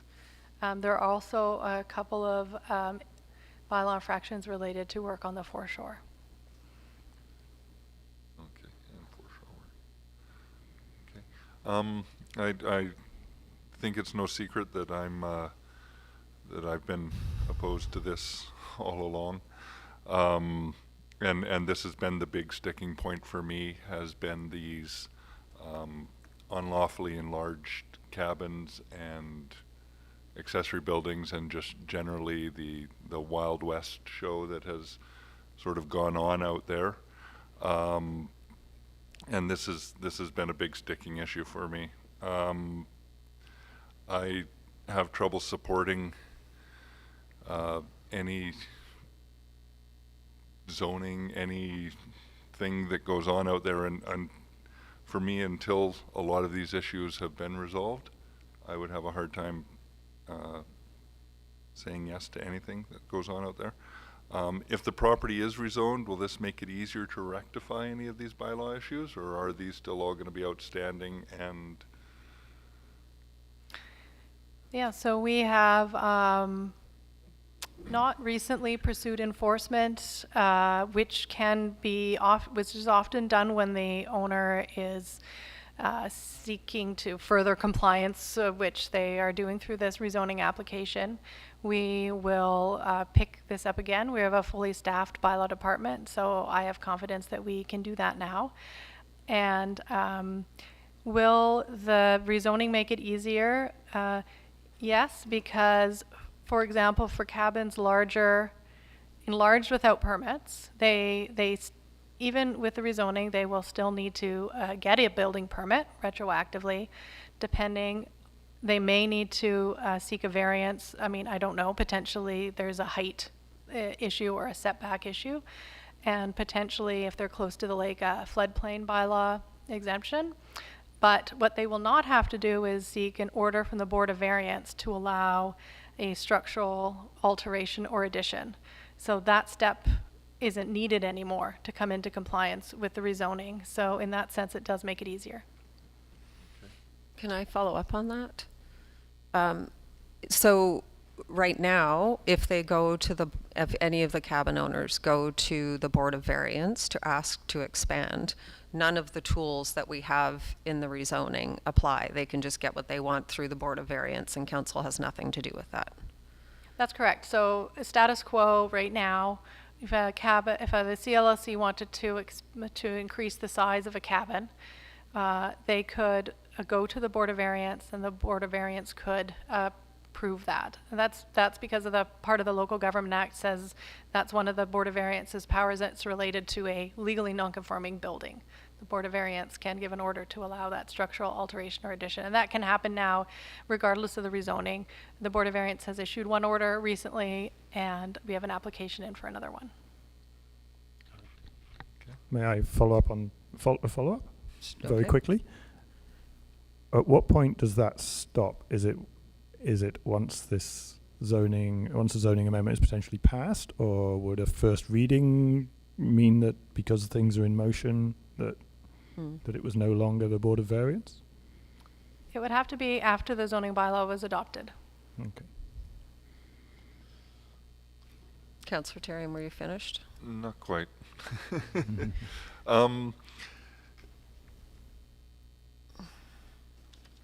So we're still going to have, and if we do turn this down, then they still have the ability to go to the Board of Variance to.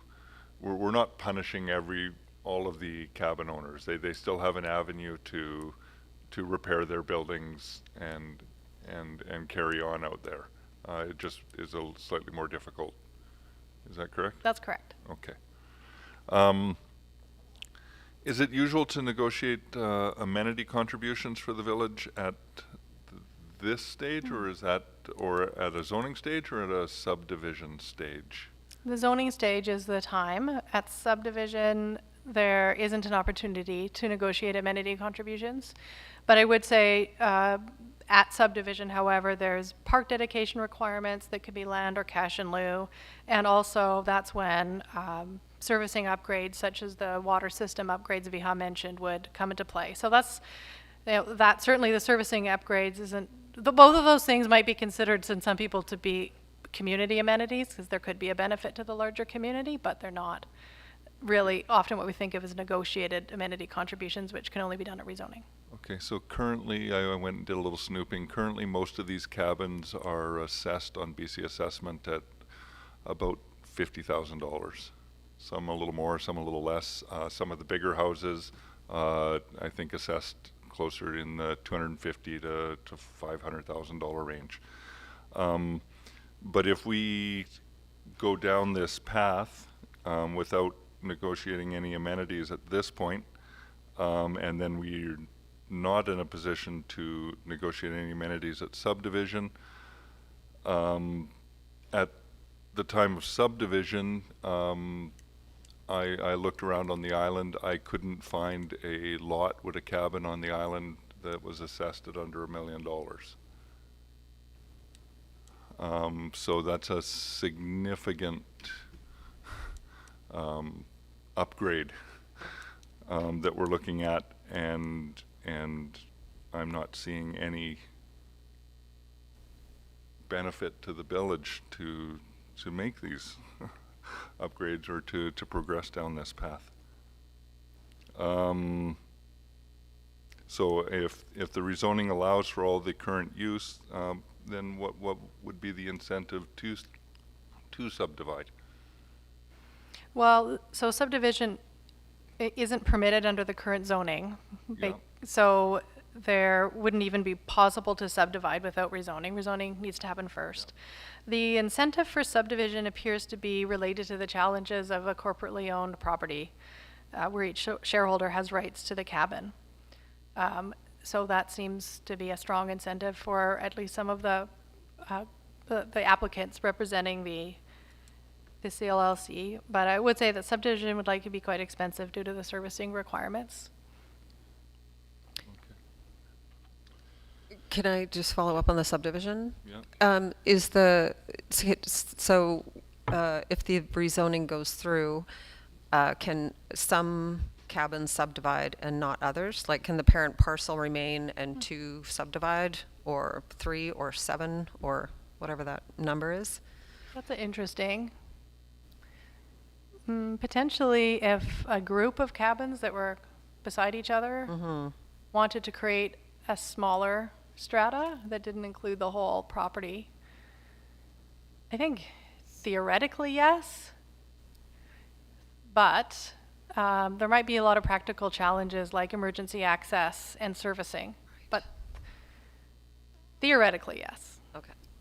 Sorry, Councillor Brecky, go ahead.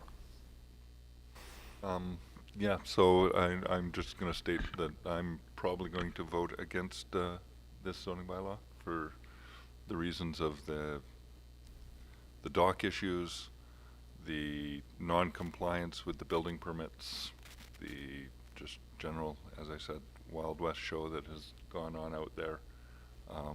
I don't see this as being the way forward at this time until we see more compliance and willingness to work within the laws of the village. Yeah. Okay, go ahead. I will offer an opposing point of view.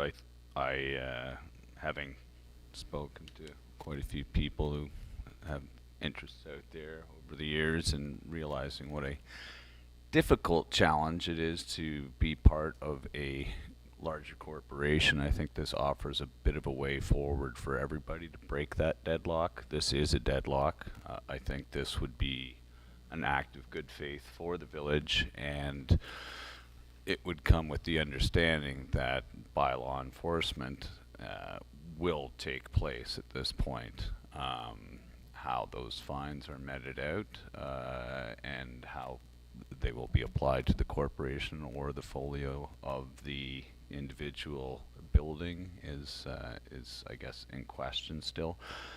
But I think I would be in favor of subdivision just to untangle everybody from years of family ownership and all the difficulty that comes with too. So I have a lot of empathy for properties that have been passed down through families, and now you're trying to resolve that. It's very hard, and it's only going to get more complicated as time goes on. So that's my stance on it. Yeah, don't misunderstand me. I do have empathy for I a lot of don't the think you families don't. that I are don't think you lack tangled up in empathy. this. Yeah, and, no, and I believe even if we do vote it down, that they still have an avenue through the Board of Variance. Yeah. And I didn't mean to suggest yeah. you lack empathy. Sorry. Sorry, just wanted to be clear. Yeah. Councillor Yeah, Sawyer. I'll follow along with Councillor Brecky. This is kind of a legacy issue for our council with the fire hall, water filtration, wastewater system. It's just sort of things that our council gets handed over the 50 years that previous councils just kicked the can down. So this is definitely one of those legacy issues. I'm going to be supporting this. I don't think it's the best solution for either the village or the anybody living down there. I think it's the closest thing we've come to a solution. I think our staff has worked incredibly hard at this. I think it would be disingenuous at this point to say no to this. I agree with Councillor Tyrion and Councillor Brecky, but I agree with Councillor Brecky. It's time to untangle this web, and I think this is unfortunately, the cleanest way forward at this point. There's no clean way. Yeah, that's an ironic word, but yeah, I appreciate the wastewater protections. I'm disappointed about the docks. I also don't see how we fix that dock situation, so I'm just going to accept staff's recommendations on this, and hopefully we can move forward. Yeah, I'd like to also echo that. This is a really hard one, and I was chairing the APC 3 years ago when we went through this in great detail, and I think you were both there. 2, 3, 4 times. And then how many years before and how many years before? It's time to decide. It's time to move this forward. I do think, it needs to be in the full understanding that, the village will want to, well, certainly I feel this council, I hope this council and subsequent councils will want to bring things into compliance and make sure that the corporation understands and responds to its responsibilities. And that the burden that has been, financial burden that's been placed on all the other residents as a result, because that is what our staff time and consultants and the legal advice and that the other 4,000 people in this village have been paying for, we can draw a line and move forward.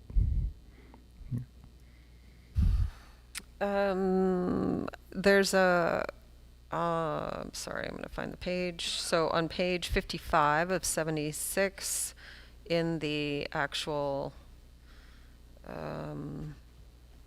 zone chart, it speaks to setbacks from a natural boundary, which I think one of those natural boundaries is the lake shore. And having seen the maps of the floodplain, I'm curious how we actually measure that when it's not a natural system. So it's managed by BC Hydro, and we have no control over that whatsoever. And so that natural boundary could change dramatically for some reason that we are unaware of, because BC Hydro decides to drop or hold the water. And so that is a concern to me. I don't know how we remedy it, but I would suggest that nothing should be built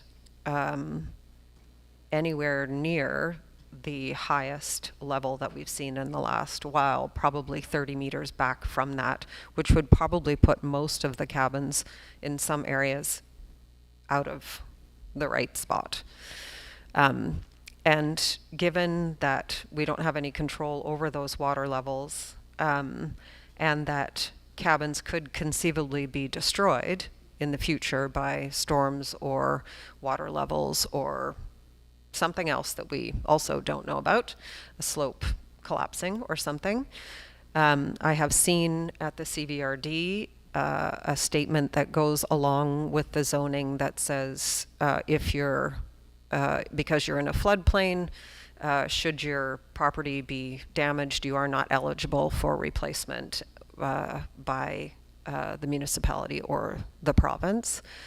I think that might be of some use here, given that, again, we don't control the level of the lake, and that it has fluctuated dramatically over the last, just in the last 10 years, as the fluctuations have become more and more dramatic. I don't know if anybody wants to, how did we come up with that 15 meters? So is the maximum level of the lake not controlled by the spillway height, or is does that form a maximum that we then work from? Yeah. The village floodplain bylaw acknowledges the maximum level controlled by the dam, and the floodplain bylaw sets a setback from that at vertical and horizontal setback from that level.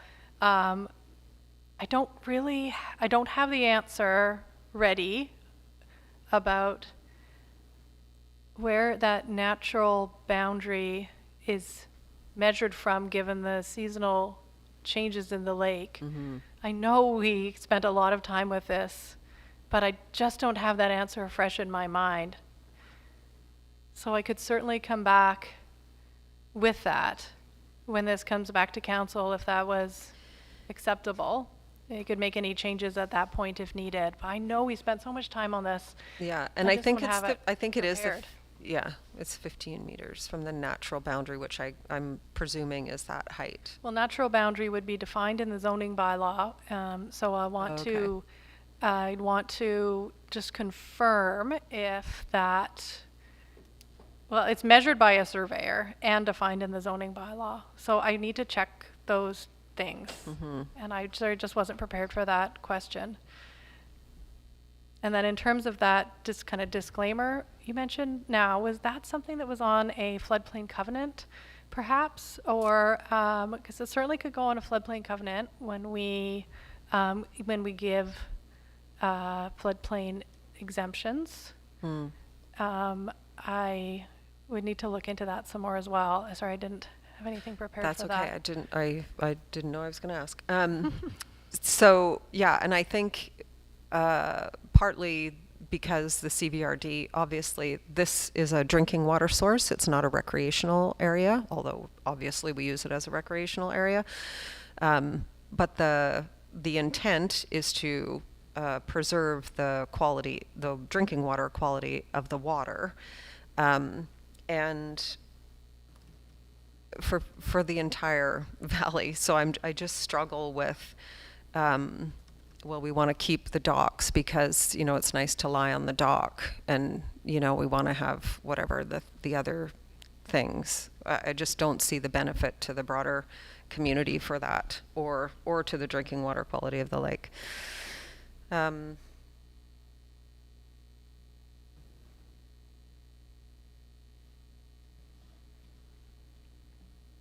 think that's all I got. So maybe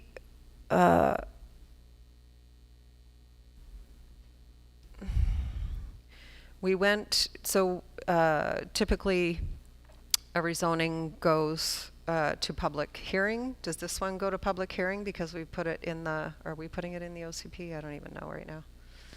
So if we weren't also working on adopting a new zoning bylaw, Right. then this does go to public hearing because it's amending both the OCP and the zoning bylaw. What I didn't cover in my presentation, but is written in the report, is because we are doing both of these things at the same time. Because of the need to prepare these 4 covenants before adoption, that will take a few months to do. We won't be able, like, the timing just doesn't work out to be able to adopt these amendments before the new zoning bylaws in place. So now, and then, but the recommendation is for first reading and referrals to really get the concept out to the referral agencies, and then to signal to the applicants that council is willing to go forward with these bylaws. But then it seems the new base zoning bylaw will probably be adopted while the covenants are being prepared. And then we're just going to have to rewrite the amendment bylaws to change the new zoning bylaw. Right. To do the same thing, but every step will look different because you're amending a different bylaw. Now, the draft OCP does actually change the designation in the OCP for this property to basically acknowledge what it is, the Comox Lake Land Corporation with the 25 historic cabins, where currently it doesn't. So you wouldn't need to also amend that new OCP that kind of does the job with Right. what's in the draft. And then, because the province recently changed the regulations about when public hearings are to be held, because the zoning amendment would be, I think, for residential, basically, there wouldn't be a public hearing. Okay. The local government's required to notify the public of the intent that there won't be a public hearing. So that notice before before the new newly changed bylaws given first reading in its new form, there'd have to be an ad in the newspaper to tell the public that council would be considering it on such and such a date. Right, and it would go to immediate neighbors, which there are very And few. to immediate neighbors, both of that, so that's correct. Okay. And we post that notice on our website too. Okay, thank you. I think.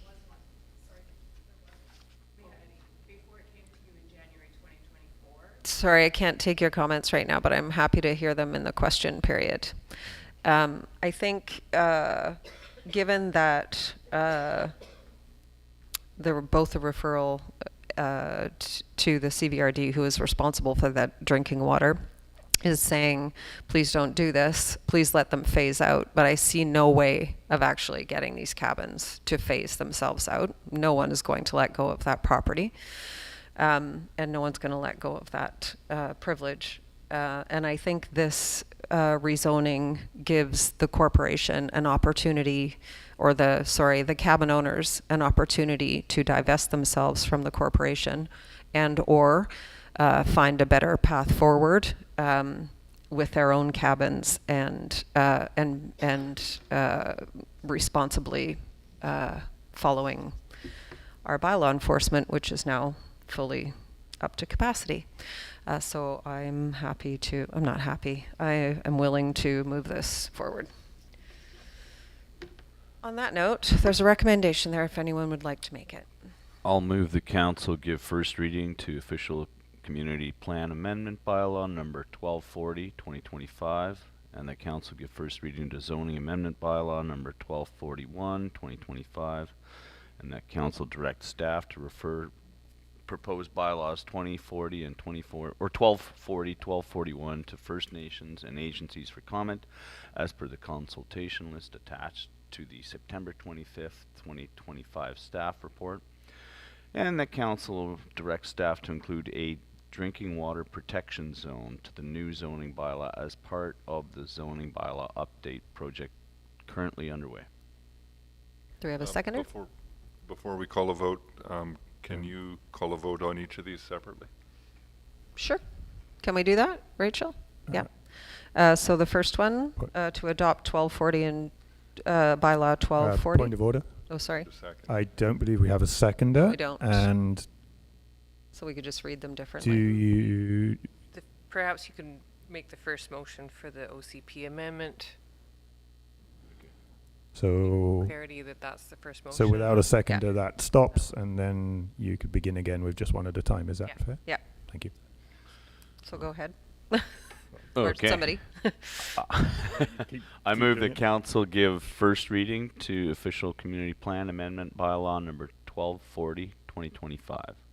I will second that. All in favor? And opposed? Thank you. And the next one?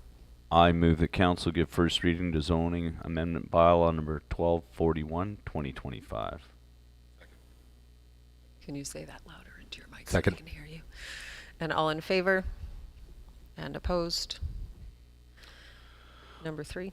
I'll move that council direct staff to refer proposed bylaws 1240 and 1241 to First Nations and any agencies for comment as per the consultation list attached to the September 25th, 2025 staff report. Second. All in favor? That's carried unanimously. And I'll lastly, And I'll move that council direct staff to include a drinking water protection zone to the new zoning bylaw as part of the zoning bylaw update project currently underway. Second. all in favor? And that one's carried unanimously as well. Onward. Okay, notices, motions, and announcements, matters considered. Just check the website before you come down to make sure these meetings are happening when I'm going to tell you they're happening. So there's a virtual open house on the zoning bylaw. Register on Engage Comox Valley because it's an online option. So you have to register first in order to get the link. That is on Tuesday, October 7th from 6:30 to 8. Again, you have to register in advance. And then there is an in-person version, an open house on the zoning bylaw at the Masonic Hall, Wednesday, October 8th from 4:30 till 7:30. And then there is a advisory planning commission meeting happening October 9th at 4 p.m., location to be determined. And Homelessness Affordable Housing Committee, October 15th at 9 a.m., location to be determined. And Heritage Committee, October 16th at 4 p.m., location to be determined. Questions? Anybody? Budget meeting. Oh. Excuse me, Mayor Brown. Yes. Could, we should have had the upcoming budget committee of the whole meetings on there Tuesday, October 14th. Tuesday, October 14th at the Fire Hall, budget 9 a.m. meetings, 9 a.m. That's the way to find out exactly where your property taxes are going. Please come. It's a busy Okay. month. Now, yes, we're doing everything in the fall. That's what we do. Okay, questions? Anybody? If you don't mind, just so people can hear, so I don't have to repeat everything you say. Yeah. I'm sorry for the outburst earlier. I just, I had two comments. One was before the January 2024 meeting when we came before council for reading the first time. We did hold a public meeting. We had, all of the neighbors were notified. We held a public meeting at the Masonic Hall, and we had to submit the outcomes of that. And also just around the assessments of the cabins out there, the land is assessed separately from the buildings. So when you see a building assessed at 12,000 or 50,000, it does not include the land. I just wanted to clarify those two things. Thank you. Thank you. Thank you, everybody, especially staff, for 7 years almost of work on this. Thank you. Dedicated work. Anybody else have questions? Because it's question period. Okay, well, thank you for being here. Questions online? No? And anything online? No? All right, we're going closed. I move the council close the meeting to the public pursuant to Section 90 of the Community Charter to consider labor relations or other employee relations, the acquisition, disposition, or expropriation of land or improvements if the council considers that disclosure could reasonably be expected to harm the interests of the municipality. Discussions with municipal officers and employees respecting municipal objectives, measures, and progress reports for the purposes of preparing an annual report under Section 98. Second. Thank you. All in favor?